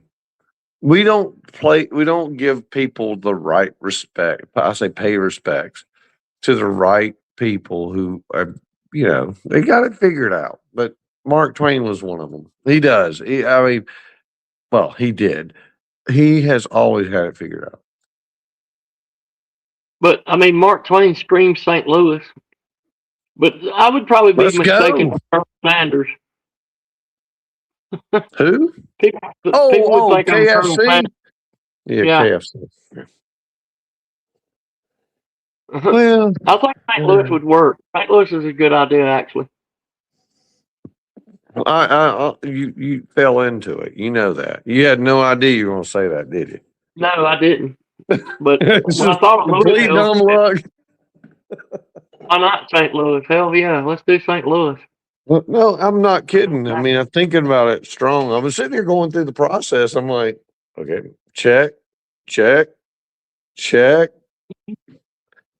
Why not? There's good food. There's entertainment. There's beer. Uh, there's the river. There's the History art. The history. There's a big old fucking park right there at that arch. We could do the Olympics in that park. Right there under the and arch. listen. If push comes to shove, we can go out and do a protest. Huh? Mhm. I don't know what we're going to protest yet. We got to figure something out there, but they love protests down there, so we can do that. Yeah. No, I'm Baylor kidding. Man's in the house. Welcome in, Baylor Man. He said 167 days to football season. That's what he said. Baylor Man's in the house. Hey, Baylor Man, let me ask you a question. If we did slobs at Louisville, not Louisville, in St. Louis, Missouri, would you approve? There you go, Baylor Man. Jump on the stream, buddy. Come on in and talk to us, friend. I mean, it's in Missouri. He's one state Isn't over. he a Missouri guy? I mean, doesn't he live in Missouri? I don't know, No, he lives in but Texas. I know that Baylor's not in Missouri, but No, Baylor's in Texas. I think that's where Baylor Man lives, in Texas. mm-hmm. But I would St. say Louis is a that. reasonable distance, and they'll probably have okay weather. Most likely. Yeah. It'll They be are in the springtime. valley. They are in the valley though. So my parents live in Huntsville, which is kind of the similar ecosystem, if you will. And they have a lot of wind because there's no mountains to change it. When the winds blow, they're coming through. In the valley. Yeah. You know what we could get in St. Louis? We could get this giant keg of beer. I don't know how giant a keg of beer needs to be. Well, it would be big enough. We get a keg of beer. Just hit that all week. Yeah. All right. Let's go. I actually used to haul them kegs out of St. Louis over at Anheuser-Busch. My biggest complaint about a keg, well, two. One is the you got to keep it cold, okay? Mm-hmm. And then the You get a people big that wash tub full of ice. yeah, you got to have it all nice and iced up, Mm-hmm. and then you got to make sure that once you tap it, it's used up before, let's say, 36 hours. You can't have a tap keg living forever. It doesn't work that way. The Baylor Man says, what part of St. Louis would be doing all the stuff at? Right up under the arches. Right there at the Arch Park. I don't know what they call the park, but there's a park at the Arch. We could do the events at the park under the arch, right by the river. That's what I'm thinking. St. Louis Arch. And then you got the arch in all the videos. Boom. It'd be good. And think about this too. The Slob Olympics would actually be west of the Mississippi for the first time. So we would have traveled west of the Mississippi River. Like the pioneers did. Yeah, well, I'm not too worried about that, to be honest. What I don't foresee, what I would say is a stretch. And I love it. Listen, I love thinking. I love dreaming. I'd love to go to Vegas. I would. Vegas would be good, but a lot of people ain't gonna be able to afford Vegas, man.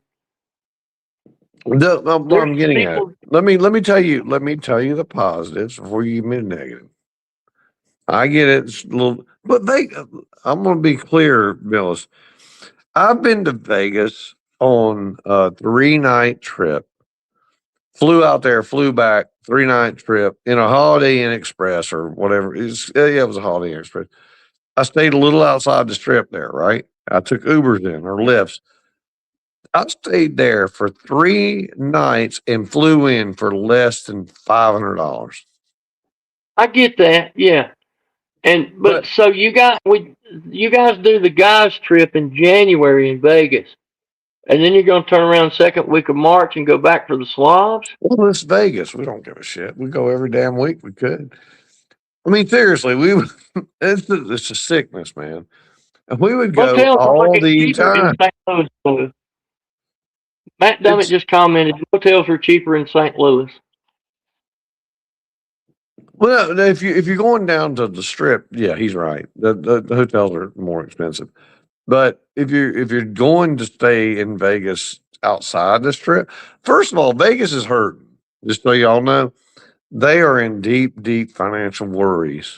Right, their Hmm. numbers are way down. The hotels are giving you deals. I mean, I'm just saying. But the thing about it, and let me give you the other positives. Other than that, the other things you could do, you can go and see the Grand Canyon if you've never done that. There's Yeah, so many things. Yeah, it's so much to do in Vegas. Like I was they got actually going to mention that. concerts. Me Yeah. personally, everything I want to do in Vegas is around Vegas and not in Vegas. I would like to go ride dune buggies in the desert, shit like that. I would Well, like to you go look, listen, Hoover Dam, you know. listen. Let's First of all, you have to do the Hoover Dam. Okay, I've already done it, so Yeah, I don't get you all can worked rent up them about it. dune buggies and ride them in the desert for $100 a You, day. Jay, and I will go do that, and I'll probably come back. Well, I won't come back. I'll probably be dead. But let's go. Because if you get me in a dune buggy, just like my damn if you get And me in you, a dune buggy, okay, I'm just to be clear. I told Jay this. I said this is the reason why I don't need a motorcycle. I don't have the intellect now to know good versus bad from danger. Once I and you know get what by, else? I want to go stand in line at the pawn shop for 4 hours just to kick Rick Harrison in the nuts. I want to kick him in the nuts. I want to kick him what and Chumley in the nuts. what the hell was he doing? If I ever meet them guys, I'm kicking them right in the balls. What were they doing? They're just idiots, man. They're idiots. You know, their dad, the old man, he was from North Carolina. He had a little bit of a brain. But them guys on the TV show, they buy the dumbest shit for the most amount of money. And it's just, I want to kick them in the nuts. I want to kick Chumley and Rick in the nuts. And Big Hoss. I'm going to kick them all in the balls. I get so I'll get look. arrested. I'll go to I, jail. I'll stand in line for 4 hours just to kick them in the sack and then go to jail. but yeah, the thing for me in that whole situation is don't lie to me. You know what I mean? They're Mm-hmm. liars, and I hate Oh yeah, that. oh yeah, I big hate, time. I hate that. That And they're caught up in their own egos too. Pretty, they have big egos, and I don't like big egos. they I got want to kick them basically off. they started playing the role that that somebody made for them. They had no integrity to stand their ground and be themselves. And when you do that, you deserve all the bullshit that comes your way because you're not genuine. You're now not authentic. You're a puppet. Oh yeah, so yeah, I hear you. When you said that, I started laughing. I'm like, "Ooh, that ain't good." When when people like us think that, you know you're in a bad place. Hmm. I'd But I watch would. them. I'm not against having the slobs in Vegas. Vegas would be a good place for the slobs to be at. But it's going to be like going on the cruise. It's going to be limited people that are going to be there for that. I probably won't make it because I ain't got the money. I got to sell a dump truck or something to make it to Vegas. I want to go on the guy Nah, trip bad, Mills, but I Mills, Mills, ain't. Mills. For okay, so let me read you in on a couple things. The I'll help you get airfare because airfare is like 180 round trip. Round trip, 90 each way. I mean, seriously. Well, who knows? With this Iran war, I don't know what the hell's going to happen, right? But if it holds true to form, it's about 180. no more than 200 round trip airfare. You get there, the hotel room is $40 a night. Now, I'm not saying you get your own hotel room, but if you're having a hotel room with us, where you hang out with us, like Slim and we all hung out, and Mm-hmm. we didn't do any crazy, you know what I mean? It was just a bunch of us just being, we're guys, so I don't give a shit. So you do that, it's like $40 a night, and you're good to go. Now, food, this is where Lou is really smart. He has a good eye for, hey, do we want to eat a big meal, like a really expensive meal, or do we want to just get the hell by?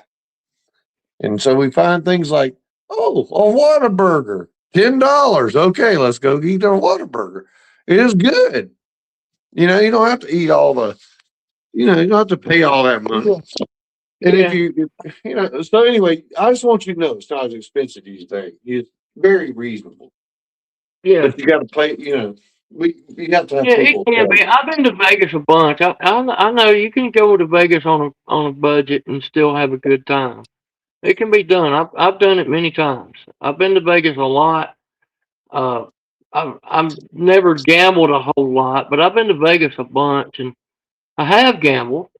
Trust me, all you have to do is when you get there and you get checked in, you go down, you go to the high limit room where they only have one green on the roulette table, and you take Hmm. $500 out and you put it on red, and you'll win. And then you play on the house money for the rest of the week. Yeah, yeah, yeah. I I mean, mean, it's Vegas pretty wouldn't be damn a bad good. idea. Don't I don't. like the St. Louis thing too. St. Louis would be a good place Oh to no, have it. first of all, I think we're going.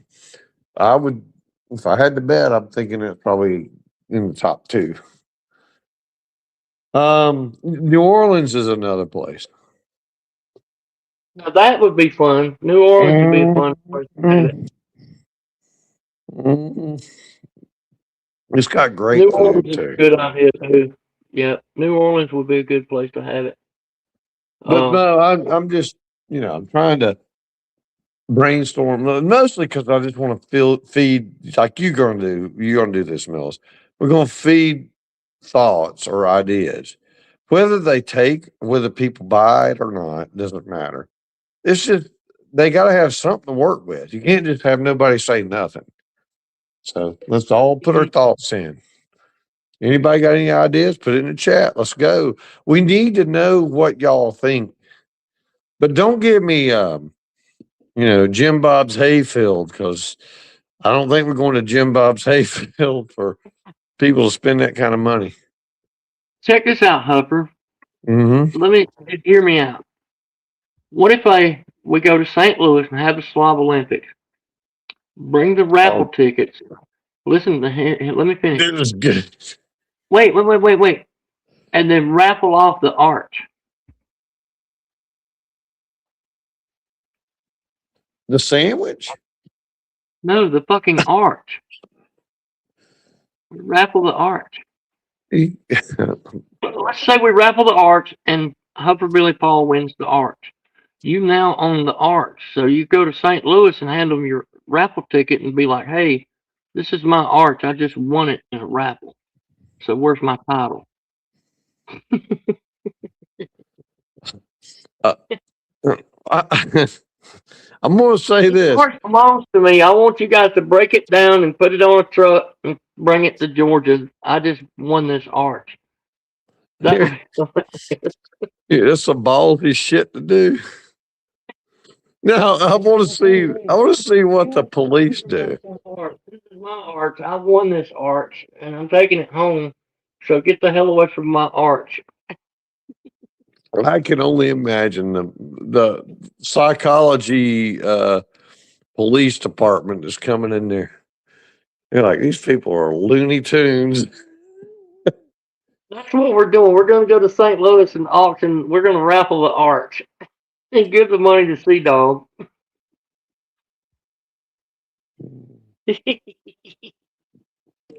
Your point is, Your point is the raffle is for a cause. It's not for an object. You just happen to get an object. So And this from is now on, every perfect. time on YouTube, you can be like, did you see that arch in St. Louis? I bought that. That's mine. Sort of like a star in the sky. That star is named after my son, right? I have that star up there. You see it? You got it 3 clicks to the left of Jim Bob's star. What? I don't know anything about it, but they probably have an Oh, astro. Pufferfield's Yeah. called Memorial Arch, and then you can go to the top of it and pee off of it.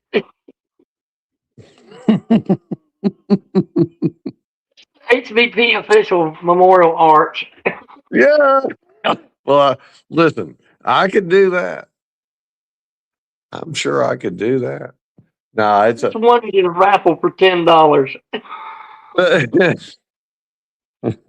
uh, My God. that's sick. That's sick. That's sick. But the seriously, these raffles are for reasons or causes or for different things. And then, but when my son was in special needs school, he has dyslexia, but and I like that. I laugh, man. You just have no idea how much I said dyslexia is bullshit. I did. I look. I fought it for almost a year and a half. I really did. But once he got in a place where they did something different, they didn't just same old shit.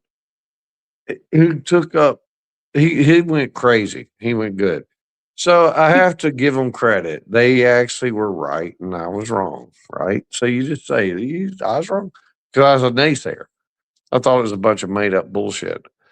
Um, that being said, this school that he was going to, they have an annual event, right? Because they want you to donate money more than you already are, which you're already paying a college education for in middle school or elementary school.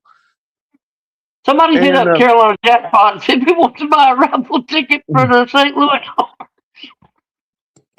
well, fuck yeah, I'll text him.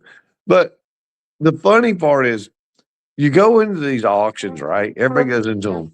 And they go, I'm not going to pay that much for this. I'm going to pay that much for that. And I'm like, well, you're just giving the money anyway for the school that you support. Why are you chancing on the fucking? I want to get it to these. I don't want to call them any names, but these people Hey, are the cheap ass motherfuckers. I'm like, dude, hold it's, on. it's a, Hey, hold on. Get on the cell phone with Sea Dog. Hey, Sea Dog, how's it going, buddy? Well, guess what? We we raffled the St. Louis and we got you $800. I'm sorry.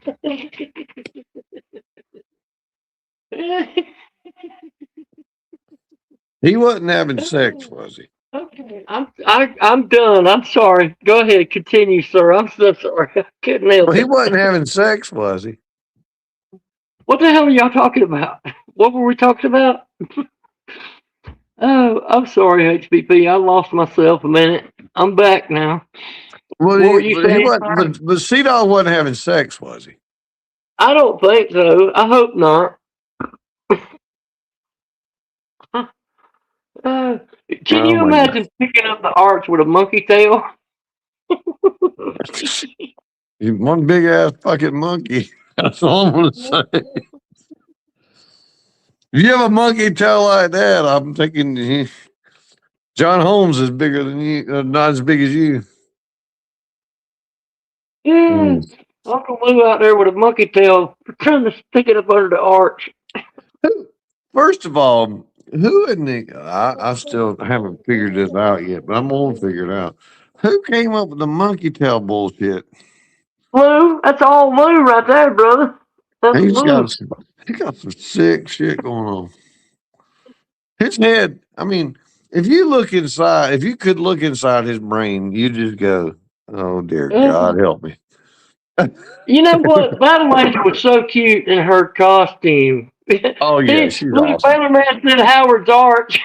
He said Howard Arch. They gonna rub the arch. Oh God, stop it. You go out there and rub the arch. Dude, Baylor man, what is wrong with you, man?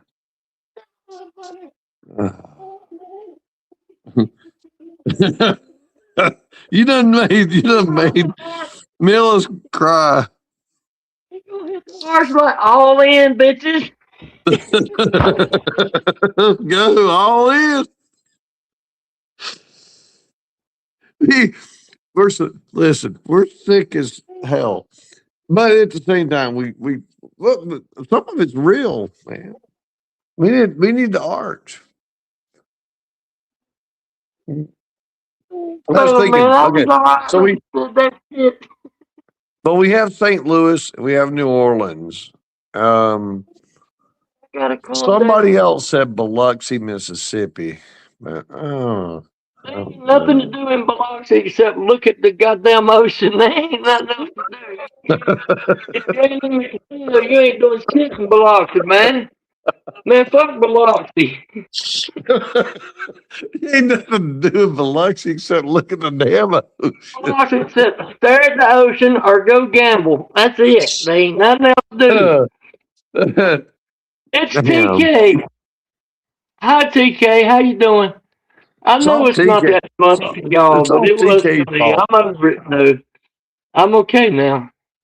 Oh, hi TK. Uh, yeah, Biloxi, man, ain't got shit going on except casinos, and that's Hey, it. TK, what is not that funny? It's funny as hell. What the It hell? wasn't that funny. She's right. It wasn't as funny as I made it out to be, but I thought I was just, I can't, I just cracked up. There's this link, TK, if you want to come in Look, and man. hang out for a minute with us. Look. Wait, When there we go. something, here's the thing: when something strikes you as funny, okay, isn't it for another person to say it ain't that funny? You know what I'm saying? It If was it for a minute. struck you funny, they don't know shit about how it struck you. So whenever you're laughing, it's funny as hell to you, and they don't have a right to tell you you shouldn't be laughing. That's a bunch of bullshit. I No, take it's offense to okay. that. It's okay. And you know what? So I like Biloxi too. I do. Biloxi's a good town. It's a good place. It's beautiful. But there ain't a lot going on besides gambling. And spring break is a big deal in Biloxi, but there's not a hell of a lot other shit going on. The other place I really have just struggled with because I want to go there, but I don't necessarily know if it's worth it. It's like is the juice worth the squeeze? Gulf Shores, Alabama. Well, that's kind of like a Biloxi, though. It's not much different. They don't have the casinos though. Yeah. But no, it's got really nice water. It's got really good beaches. You know. Now you have to be an ocean person, and you have to say, "Well, that I just want to get the frick out of Nebraska, or I want to get the frick out of whatever," and come down here and have a good, nice, almost a spring vacation before spring. But that was the only reason why I said Gulf Shores. Is if we need to, give Alabama a chip, like hug them a little bit, make them happy. Then that might be the only place in Alabama I could recommend. There's no other place I'd go. Be honest. Yeah.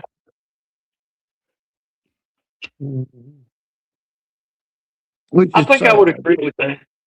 I'm pretty sure because I agree with that. it doesn't have any redeeming qualities other than the fact that it's backwards as hell and nobody cares and we got gun rights and everything else, which I love. I mean, look, I'm as good as you on that, but they just don't have a lot of what do you call it, places of interest.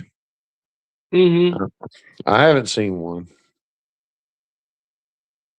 Yeah. Well, I don't know. I guess we'll land somewhere next year. I'm sure they'll come up with something good. There was another suggestion to do it in Washington D.C. area, so we can go and see some of the monuments and stuff while we're up there. Hmm. Hey, That you might sound be like me. interesting. That might be interesting to do it in DC. I think here's the thing.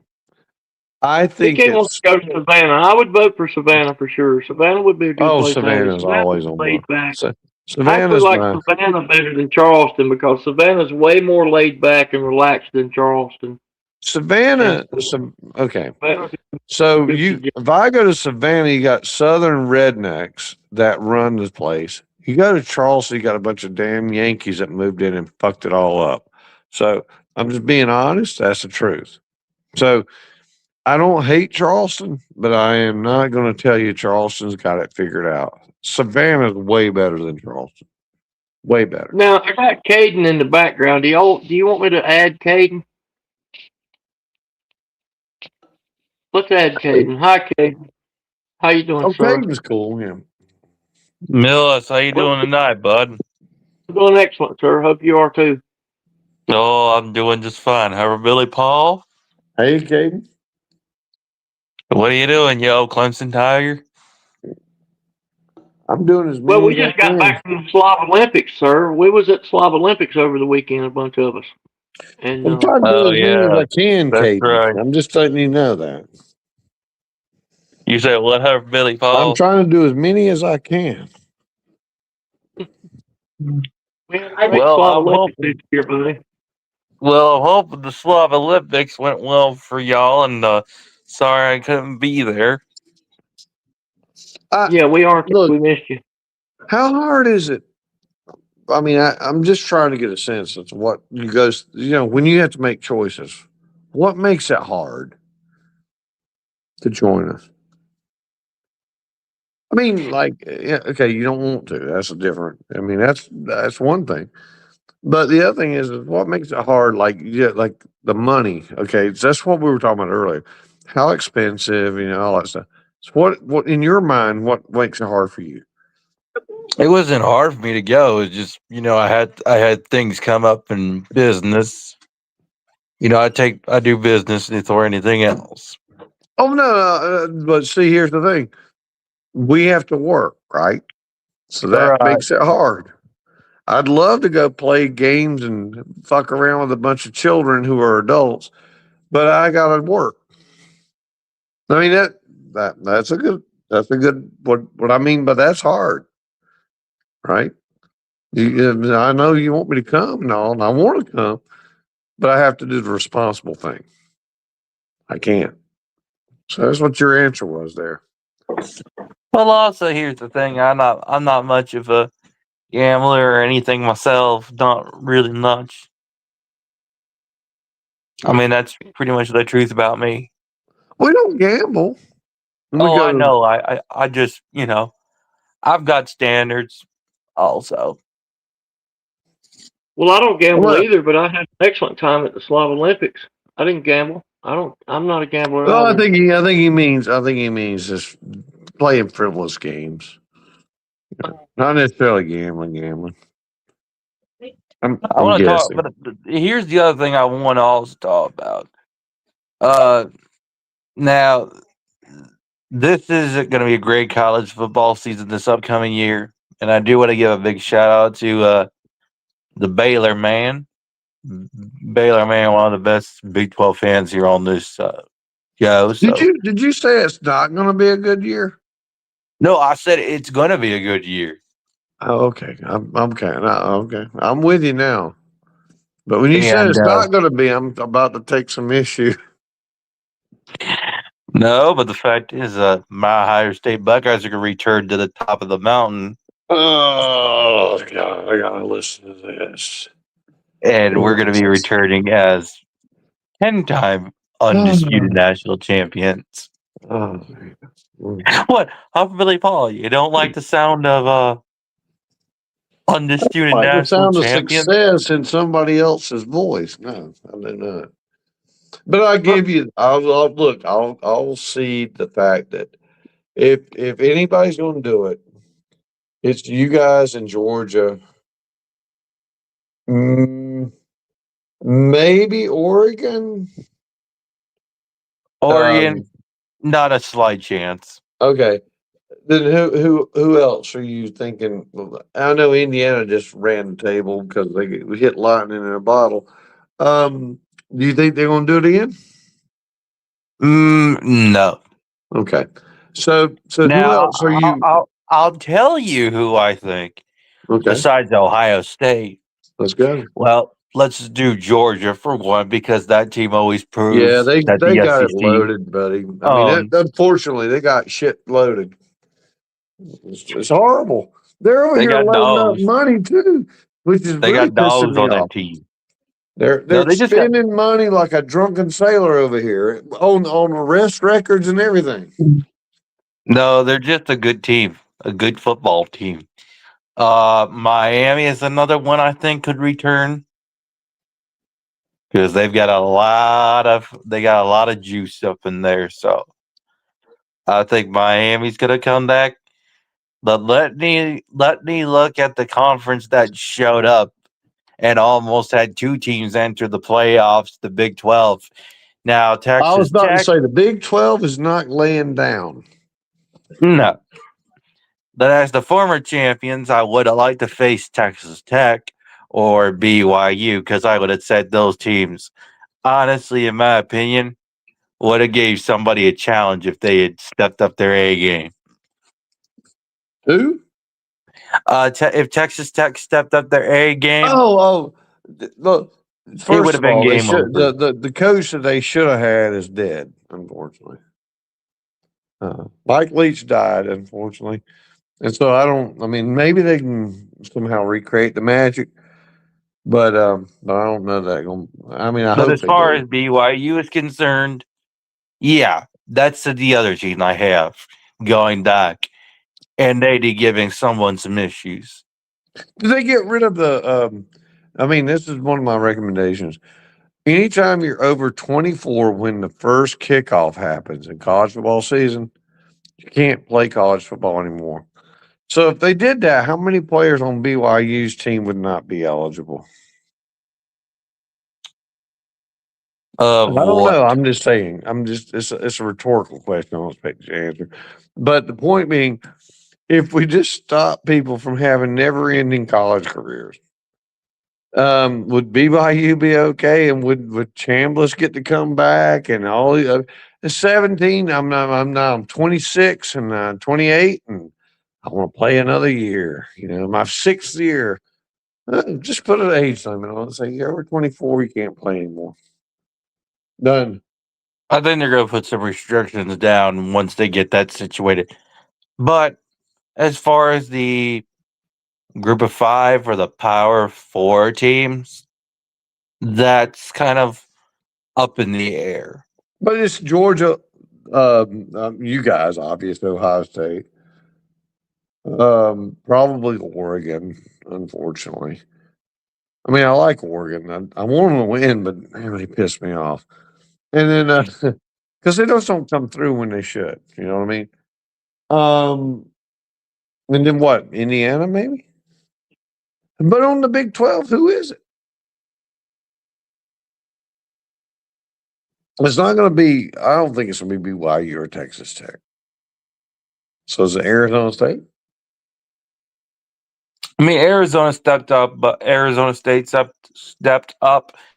But I still have questions about Arizona State. Now, if they do something big, I'll give it to them. But I'm I've just got to saying Texas Tech. who I've has got it. potential. I'm not saying they have to. I'm just saying who crosses your brain going, who wiggles the worm, right? Who the chance that they're gonna get somebody's attention to be in the playoffs. And so I go through the Pac-12 and I try to come up with somebody. And I do the same thing in the SEC has a bunch of people, but and so does the Big Ten. I mean, I'm not gonna we could like to give Michigan hell, right? Because you're an Ohio State fan. Listen, Michigan ain't going to go away. They're going to come back. They're going to be fine. And you don't know when that's going to happen, right? This year, probably not, but maybe. And then you got Indiana showing up. What the hell? We used to have Nebraska. They've fallen off. I don't know if they'll ever get back. But you do have Wisconsin, and they need to get their ass back in the gear. So in Penn State, they got a coach now that's actually a real coach. So now what are you going to do? So I don't know. I look at it. It's just like this year's going to be good in football. It really is going to be good. Yeah, I mean, I remember when Arizona State and Texas played in the playoffs, and it came down to the wire for Arizona State.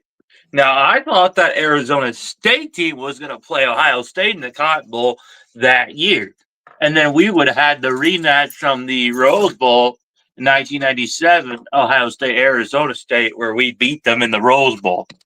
Which, in my opinion, I would have liked that match, and I think it would have been something for the old school guys to see. The first time Ohio State and Arizona State collided back in the playoffs, and in the national championship since 1997. Think about that, 1997. So Yeah. That was a long time ago, bro. and then Ohio State to play Georgia, which everybody would have liked that one again, of a top tier team and two top tier teams with a full deck roster. And then obviously Ohio State Notre Dame is no question. I was amazed. I was amazed that. Okay, so there are some blue bloods, and Ohio State's one of them. I mean, there's no debate. I mean, anybody says that they're not, Michigan too, and Southern Cal, and but I have been amazed that Ohio State, Michigan, Southern Cal, and look, Oklahoma and Nebraska. I mean, look, all the big guys, right? They just kind of went away. When I say they went away, they aren't dominant anymore. They used to just, it's every year. What? Well, I know what happened. This is another rhetorical question. Well, it's sort of rhetorical. If you know the answer, then tell me.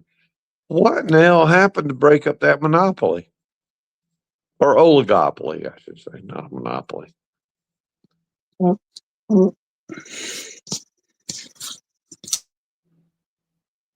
I mean, we used to sit every year. We sat here and said, Billy Paul. What's that? What did you say? Well, I said I didn't have an. I said I didn't have an honest answer. Well, no. Look, I don't either. I mean, I don't. But it's so. So I have a lot of theories, right? Everybody has theories. I think that because the players started, I don't want to call it organizing, but that's kind of what they did. They had an attack plan. And I think they started democratizing talent across a lot of teams. And first it started with facilities, right? Clemson, we got these great facilities, and everyone wants to come here with facilities and all that. Now they got who's paying the damn players? So it's a 1-2 punch, right? The NIL and the transfer portal and all that shit. So I just think it's interesting to me. It's almost like a study. It should be studied for a long time. This is how it transforms. But there's people making billions. Listen, there are a little soapbox. There are people making billions of dollars in college football, and the players are making $200,000 degree. Do you think that's a problem? Because that ain't gonna last long.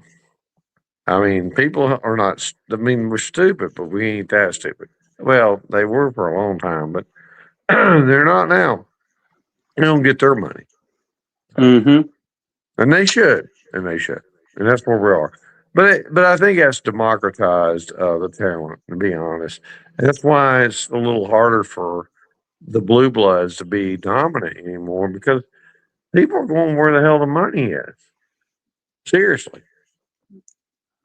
But I don't know. You can say you can get jaded. Oh, well, it's all about money. Look, it's always been about money. They just put it in perks and facilities and backhanded things and backdoor deals. It's all been that way. Now we're out in the open and everybody thinks it's untoward. Well, it's been untoward for 20, 40 years at least. Mm-hmm. And it's the It's, truth. It's the I, truth. I just wish we'd be honest with ourselves about it instead of sitting here hiding around. I wish we'd go back to the old days. Let's just hide the money then. Let's, why do we want to hide the money? The look, the best disinfectant is the light of day. That's the truth. So let people pay what they're going to get paid, and not, if they don't get paid, don't get paid. Ain't that the truth? Ain't that the truth? But But let me go on to also another thing here too. Um, Nillis. I did want to mention, and I don't know if you were Hunt for Billy Paul, but last month or this past Monday, I had a very special guest on my YouTube channel, talking about some stuff with Ohio State, but also confirming some breaking news I had broke from a friend of mine who's a University of Georgia fan on the SEC. Five new teams will be joining the SEC in late 2027 to late 2028, and those following teams are Clemson, Florida State, UNC, NC State, and Virginia Tech. And then the University of Virginia will be joining the Big Ten in late 2028 to early 2029. Now, what source So did you get this information from, sir? I had the SEC news. I got it from SEC Media. I had emailed, and then as far as the Big Ten news about the University of Virginia, I also asked Big Ten Media about confirming the speculation of University of Virginia joining the Big Ten, and that was confirmed. So the SEC is getting 5 more teams over the next 2 seasons, you say? Yes, sir. Hmm.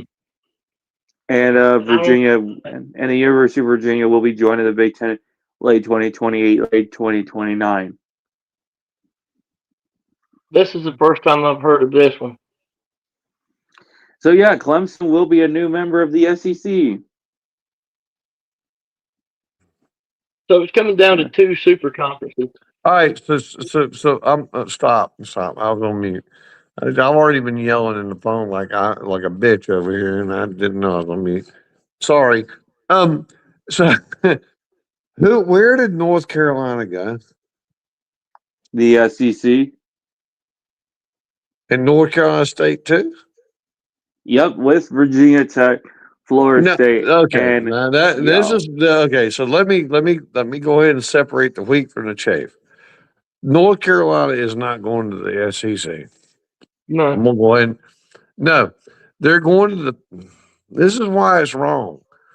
They're going to the Big Ten, just like Virginia, just like Duke, just like Wake Forest. If you're going to post the ACC, the Big Ten's taking the cream, and the Big Ten probably could take Miami too. By the way, so I don't know. I hear you, and I'm glad you said all this because it makes for a good conversation. But at the same time, it's bullshit. And you know that. So. However, Absolutely. Billy Paul, I had to confirm that UNC, NC Look, I've State, had a lot of things Clemson. confirmed in my life, and every time I think it's confirmed, it never is. However, Billy Paul, I went through SEC Media, and I had it confirmed through SEC Media. So I've pretty much gone through an official media. Hey, Caden, when do I get to see you on the evening news? Because you just broke the biggest story on earth. If you have this scoop, look, you're the man. I almost is, and I'm not being too skeptical, but I am, because I don't believe all the bullshit I hear. At the same time, I don't see a team that's got academics forward mentality joining the SEC. Yeah. So, and what, as much as it pains me, Clemson's going to join the SEC. So that just inversely tells you what their mindset is. I wish they had academics forward. I don't think they give a fuck. Well, here's the other problem here too, however, Billy Paul. Clemson is going to get their ass kicked by Georgia every year. Hey, hey, I won't doubt it.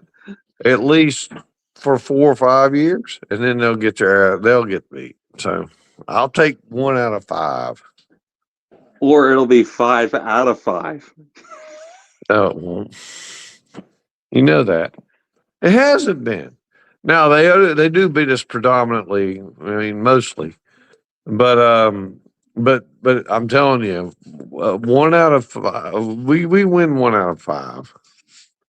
They've beaten y'all the last couple of times. It doesn't matter. I mean, I'm talking about look at it. Look at the trajectory. Even in the recent years, this 1 out of 5 is what happens. They beat the fuck out of us 4 times out of 5. Seriously. And look, it's if anybody wants to argue that, oh, you're just a Clemson hater. No, they beat the fuck out of us 4 out of 5 times every year. It's Kind of like Clemson does Carolina. Carolina wins 1 or 2 every now and then, but Clemson dominates Carolina. Yeah. Okay. No, but no. I thought we were talking about Georgia. Well, we Georgia are, but I'm beats the shit out of Clemson. That's just my reference. So he's saying Georgia's going to do to y'all what y'all do to the Gamecocks. Yeah, what we do to the Gamecocks. Yeah, we beat the Gamecocks 4 out of 5 times. I mean, it's a weird, I call it circle jerk. But we do the circle jerk. We beat the shit out of South Carolina. Georgia beats the shit out of us. And then Alabama beats Georgia most of the time. And then we do the do-si-do, and then Janie comes over and asks for another one. It's weird. But I wish that what you had said was going to be real. I just don't see it. I'm sorry. No, it's like us with USC and Oregon. Like, we beat the crap out of USC and Oregon majority of the time. And I mean, we've beaten the crap out of UCLA twice. I mean, we beat the crap out of UCLA multiple times.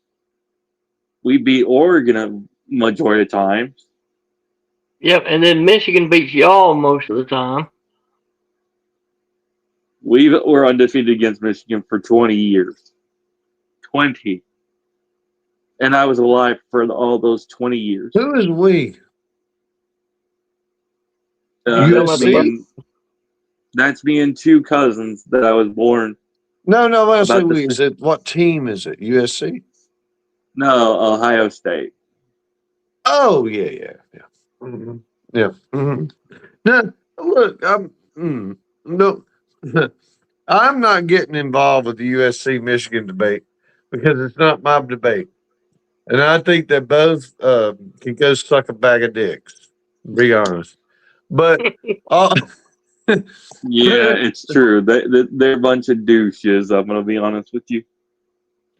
My big thing is they are going to always be this, but when you go back down, it's the same thing with the Iron Bowl, right?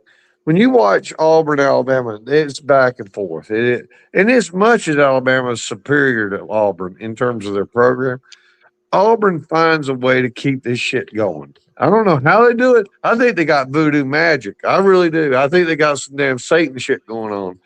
But but they seem to be able to figure it out. Clemson owns South Carolina. Unfortunately, it makes it no fun anymore. But we do. But Georgia owns Clemson. They own us. They eat us up. They will eat us up until the cows come home. And I hate it. because every time it happens, I just sit there and Lou he jumps on my grave every time. But you can't deny. That's what Well, happens. and then here's the thing: USC Michigan beats the crap out of each other, and then Ohio State comes in the room and just starts beating the crap out of both of them. They don't know. They're stupid. They're dumb. No, because when they know we're coming down to town, we're going to kick the crap out of them. Well, you have to because you're pissed off now. I mean, we don't got no time for you anymore. We're going to beat the shit out of you. Listen, facing a pissed off OSU team is not a good thing. You know what? I'm going to be okay. Okay. So Ohio State cheats and they get away with a lot of shit. And that's fine. I'm just look. Everybody does a certain degree. Oh, Why please, in for Billy Paul. Oh, please. why in the hell is Penn State so woeful? Why? I have no clue, for Billy Paul. I try to ask him Penn State fans, but it seems like I can't get to their skulls because they're so dang broken. It's horrible. It really is. And I'm praying this dude does something to resurrect the anti-abuse school. He needs to be the anti-abuse coach. But Franklin didn't get it done. I don't know what to And tell you. Matt Campbell won't get the job done either. Now you make me sad. Because you know what? You know, the second most favorite school of Carolina Jackpot, he's got two schools he pulls for. He pulls for South Carolina. He knows they're a loser. So then he went and tried to pull for Penn State. Now they're a loser. So I'm hoping that Matt Campbell's going to be good, but Carolina Jackpot's going to have to deal with another loser. It's a sad state, ain't it? Well, for Billy Paul, improved. Well, I was going to say, Billy Paul, you tell Carolina Jackpot if he's pulling for Penn State, he's going to have to talk to me here for a minute because I own his rear end because he's a Penn State fan.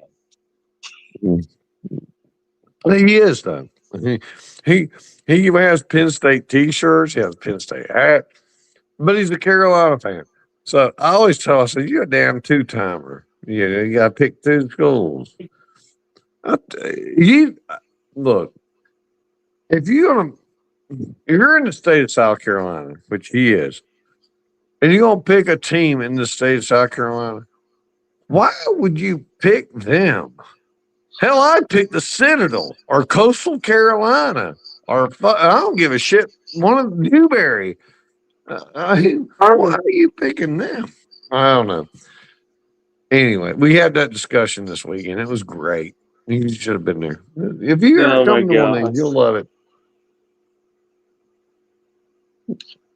And I mean, like I said, you tell Carolina Jackpot. I said he's got trouble coming his way in about 4 or 5 months, and it ain't the good kind for Penn State. It was funny. We were sitting at a table, and Cece was there, and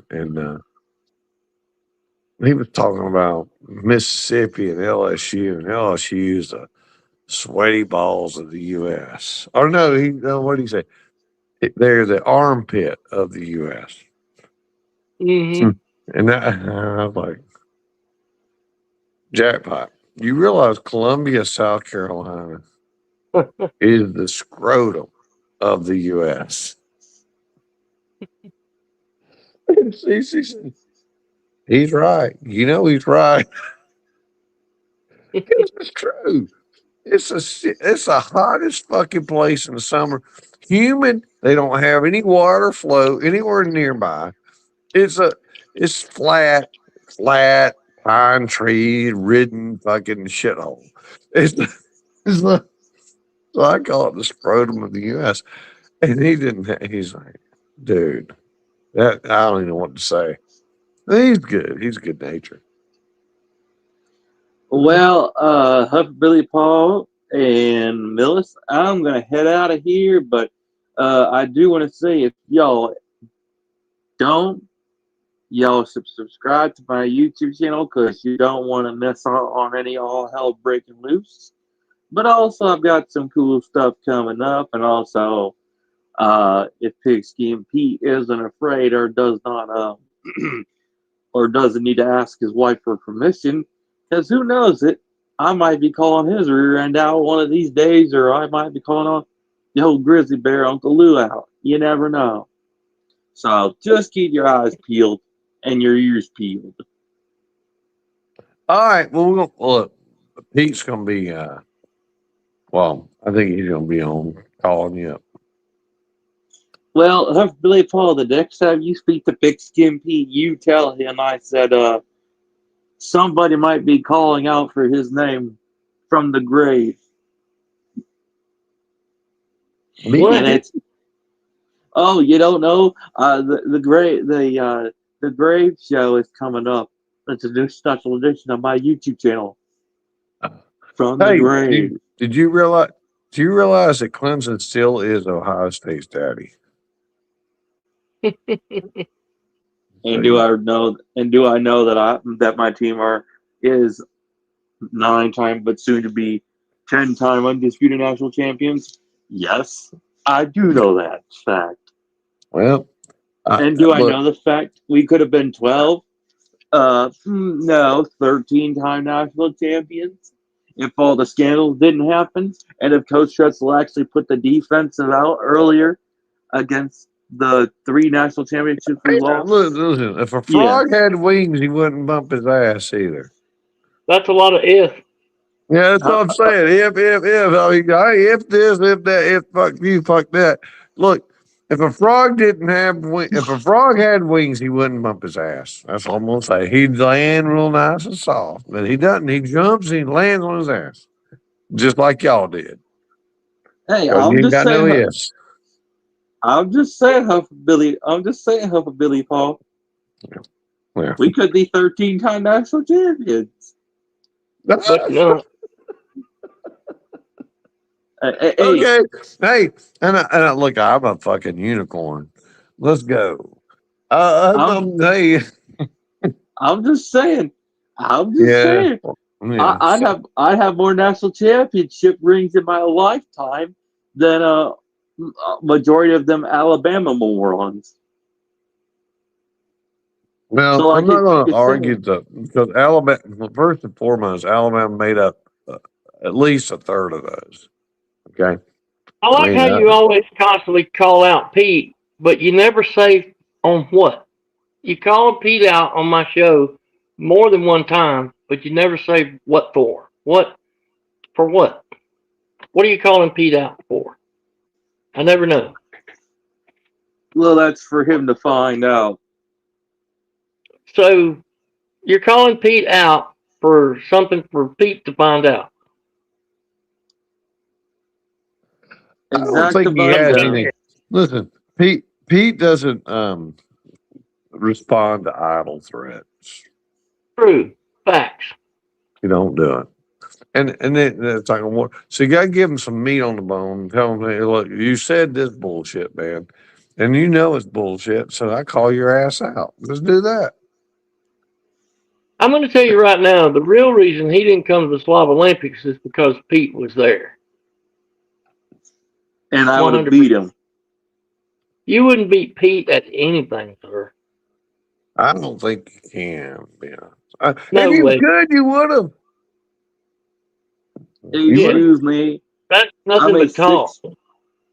I'm a 6'2" former genetic athletic freak. That don't mean nothing. How's that measure your heart?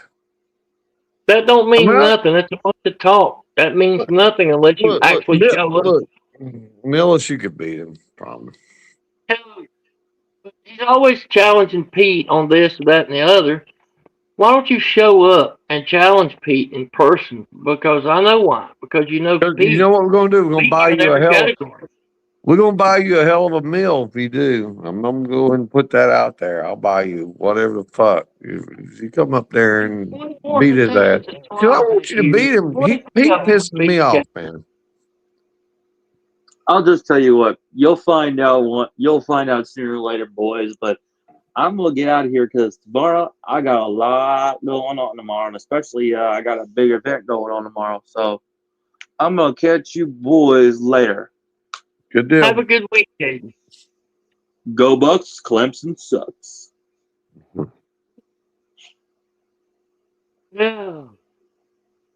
The good news is he loves his. Ooh. There's I want. Well, I don't want the Bucks to win. I want to see them go down in flames, and I do think they will. I do. He's I kind of think a cornfield version of Octavian to me. He's like Octavian in a cornfield. he's got a cornfield version. He's a cornfield Octavian. He says the same shit over and over and over, and nothing ever materializes out of it. And I don't hate Caden. I tolerate him, but it's the same old shit every time. And Look, if he were to ever come to an event or meet Pete in person, Pigskin Pete would destroy him in all categories. no, He's okay. not So intimidating anybody but listen, himself. listen. Pete would probably do very, very well against him. I will give you that. But Caden could surprise us if he showed up, but he don't show up. So we have to deal with the fact that we don't have Caden nobody. reminds me of It's an alligator. He's all mouth and no ass. all bark, no bite. He talks and talks and talks. Don't never put nothing behind it but talk. The only thing he backs his talk up with is more talk. And Look, Octavian does the same, whether it's college football or not. look. I, Same old routine again, over and over. you first of all, you know how I am, right? I'd talk shit constantly. I don't give a damn. And a lot of times it's educated, but it's not always. But I typically I have shit going on. I think about it. Well, here's the difference, And Billy Paul. You don't single out one person and target that one oh hell person no, no, and no, no, no, come no. on various I ain't got no shows time for and that. tell No, I ain't other got no people time. how you're going to destroy the one person. You don't do that. That's what I Caden don't does. do no. I He ain't comes doing on the nothing. live streams and goes on call-in shows, and he just constantly calls out Pigskin Pete, for no other reason than Pete is a Clemson fan, and he has a problem Well, this is with the big. that. He he's butthurt because Clemson's still Ohio State's daddy. That's what they're Yeah, butthurt about. They really are. And Pete did that damn video, and it was almost too accurate. That was the problem. I mean, not to say that we're perfect, but what 99% of the time we're your daddy. I mean, I'm sorry. You might get one win, but you ain't getting a lot. And we do that a lot. But hey, look, you know who's Clemson's daddy? You know who that is? do what now? Who's Clemson's daddy? Alabama. Well, at once upon a time, yeah, maybe Alabama has a winning record against Clemson, Yeah, but Alabama's y'all, lost some important the games to overall record, Clemson. y'all beat the hell out of us. Overall record, yeah, but some of But the but recent I just want games were very important playoff games, and then the Natty. Alabama shit the bed in them situations, but overall speaking, yes. But during the Nick Saban era and the Bear Bryant era, Alabama was a lot of people's daddies. When it comes to that kind of thing. But look. I always say this to people. And it's the same thing I say about Ohio State and Southern Cal and figure Baylor out how man to do said it. that Baylor's undefeated against Clemson all time. That's what he said. Is that facts? Baylor is undefeated in all time against Clemson, according to Baylor, man. He might be right. I don't know how many times they played each other.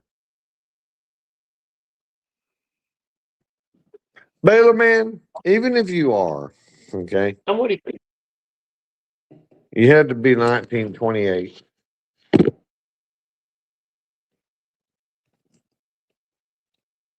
Would Baylor beat Clemson today? Hell, fuck man. Yeah, look. I mean, well, okay. I say that reflexively because I think we can beat anybody. Um, no, we might lose to Baylor. By the way, we we got to figure out some shit. I don't know. Yeah, they might win, and that's okay. I mean, if you don't see the problem, you're not going to ever fix it. So, my whole thing is that we got shit going on. Unfortunately.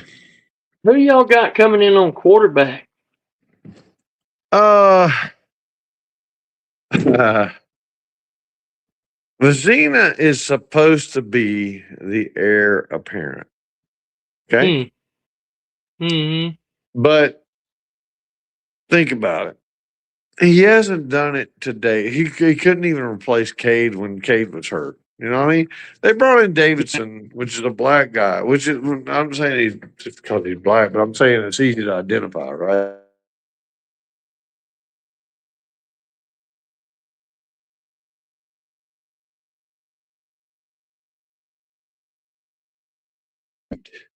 And then he throws a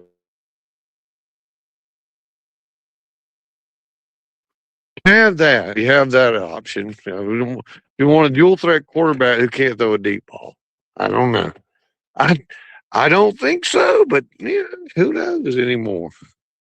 We got dumbasses out here who will make decisions that I can't imagine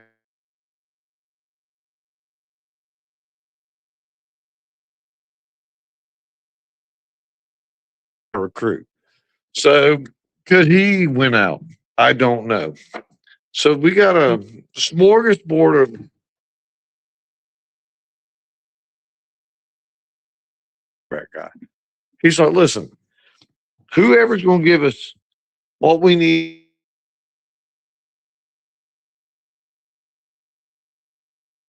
a job and all that stuff. Nope. Whoever is going to get the job done, we're going to go with. And it's going if it pisses people off, I don't care. So we'll see. But that's a good coach. That's exactly right. Don't give a shit about what people think. It's not their problem. It's his problem. Let you make the decision. Don't tell everybody what they want to hear. Tell people what they gotta hear. So anyway, I get a little angry about it because I feel like Clemson sometimes goes along to get along now, and I don't think that's the way to. That's not a way to success. Yeah. I think Dabo's finally, hopefully, I'd say finally. I'm praying to God he's done some soul searching and got back. Well, he's going to have to latch on to that transfer portal, like it or not. Well, he did. Listen, They did transfer some guys in this time, we took but 9. Took he's 9. got to be. I think any football coach now, college football coach, has to be a dual threat coach. They have to be able to transfer well, and they have to be able to recruit well. We Additionally, you have to recruit, and you have to. we took See, that is an example. The guy, he recruited some 3-star players that were overlooked by other coaches, and he won a natty with them. You know what I mean? Cignetti's an example to me of that. no. Cignetti's really Look, good I look at. transfer players. I've said this about Signetti for years. I mean, even before he was successful, he's the guy. He's like a shark. Okay, Mm-hmm. to me, he's a shark. Lane Saban's a Kiffin, bull. another one. Yeah, Saban's a bull. Signetti's a shark. You're right. Lane's similar to Signetti. So he knows how to pull, and they both can win. I mean, they both can be successful, obviously. Both approaches, right? But they're different approaches. My thing with Dama, just get me going on him, is he thinks that everybody just wants to come to you because it's Clemson. Mm-hmm. And money talks and bullshit walks, brother. Yeah. Yeah. I mean, we're in a different era, Yeah. and Yep. and For sure. everybody wants to. But the fact that he did pull out the pop, well, not he. By the way, just so you know, there was a lot of pressure for him to have to do what he's doing. You know that, right? Oh, It yeah. wasn't just Big. Dabo doing it. Yeah. Mm. Lots of pressure. Anyway, my point being is when you go after people and you get them and they sign and they start classes in your university, start classes actually. I mean, enrolled and actually going to class for a week and a half. And you have a school come in and offer the tampering. That's what it is, tampering. Mm-hmm. How do you think that makes Dabo feel? I mean, Oh, think I about it. know. Yeah. Think about it. He went into the portal hard this year, and then we have these fuckers come in and fuck with it. Yeah. I mean, look, it's probably outside of actually killing. I mean, having a Cupid doll with damn pins in it. He probably has that poor dude down there, Gold, whatever hell his name is. He's in trouble. Dabo's got. He'll never Pete forgive Golding. that. Talking about Pete Golding. Yeah. Mhm. Yeah, that People, wasn't right. from their people perspective. never listen. Dabo will go to his grave. I'm not going to tell you this. He will go to his grave with a God blessed freaking servant on that. He'll serve that some bitch all the way to hell from here on Yeah. out. He won't ever have a career. I mean, Dabo's already done it. He's laid down the law. So, and he's not going to forgive him. You know. And Dabo said, Yeah. "I'm not. Jesus forgives. I'm not the one that's forgiven." That was a great statement. So no, I'm not forgiving it. No. Yeah. Well, Hupper, I Hey, think I'm gonna end the stream yeah, shortly. shut it off. I Tonight, mean, and but we got a I'm lot. getting a little Look, tired. I uh, think I'm gonna shut it down and call it a night. And I got to get up. And it's supposed to rain tomorrow. I'm probably not gonna be working tomorrow because it's raining now, and ain't no dump truck in the rain. But I've really enjoyed our conversation, man. Really yeah, have. we have fun. I mean, let's be honest. And this is what everybody should get out of some of this. When you come up here to Slobs, we just sit and talk and have fun, and nobody has to Yeah. get mad. And it's not personal. Uh, Nothing's personal. I had a great time hanging out with you at the Slob Olympics, dude, and I can't wait to do it again next year. Yep, me too. And shout out to all the Slob Olympians, and shout out to VicTube for being the winner. Um, Big shout out to everybody who helped organize it and put it together. Big thank you to Battle Angel, who every year does a wonderful job with us and make sure that things go well. And I just can't say enough about how much I appreciate everybody and what a great time it was this weekend. Appreciate everybody who came into the chat section and those that came into the stream. Uh, I love y'all. I just can't say it enough. I hope everybody has a great week, and I'll see you guys on other people's shows. Uh, Slav Olympics 2026 was a success. Hopefully, we will keep having these Slav Olympics for many years to come. And Sea Dog, we hope that your child and your family is doing okay up in Boston. Uh, Looking forward to seeing some videos of you guys up there. And I hope you find a way to enjoy your time in Boston somehow. I know you're up there with the whole heart surgery thing and that, but still, hopefully you find something fun to do while you're there. Boston's a great town. Lots and lots going on up there. We think about you and your child, and your family. Uh, Missed you at the Slobs, buddy. Hopefully we'll see you guys next year. Hope the surgery goes well for the baby. Um, Folks that missed the Slobs this year, Tiger Cat. Um, Hope to see you next year, TK. I so wish you could have been there and rode them scooters out there in Nashville. I really hate that you weren't there to do that. That was so much more fun than I thought it would be. Just excellent. Um, anyway, that's enough of my babbling. Slob Olympics 2026. Great times, great people, great experience. If you haven't been to the Slob Olympics, you got to go. I'm going to talk to my lawnmower people. Lawnmower folks, if you're watching this video, please, please, please reach out and come to the Slob Olympics. There's nothing like it. And some of you lawnmower people would have such a great time getting to know these football people and that. That's about all I got. Shout out to everybody who came into the stream, hung out, participated.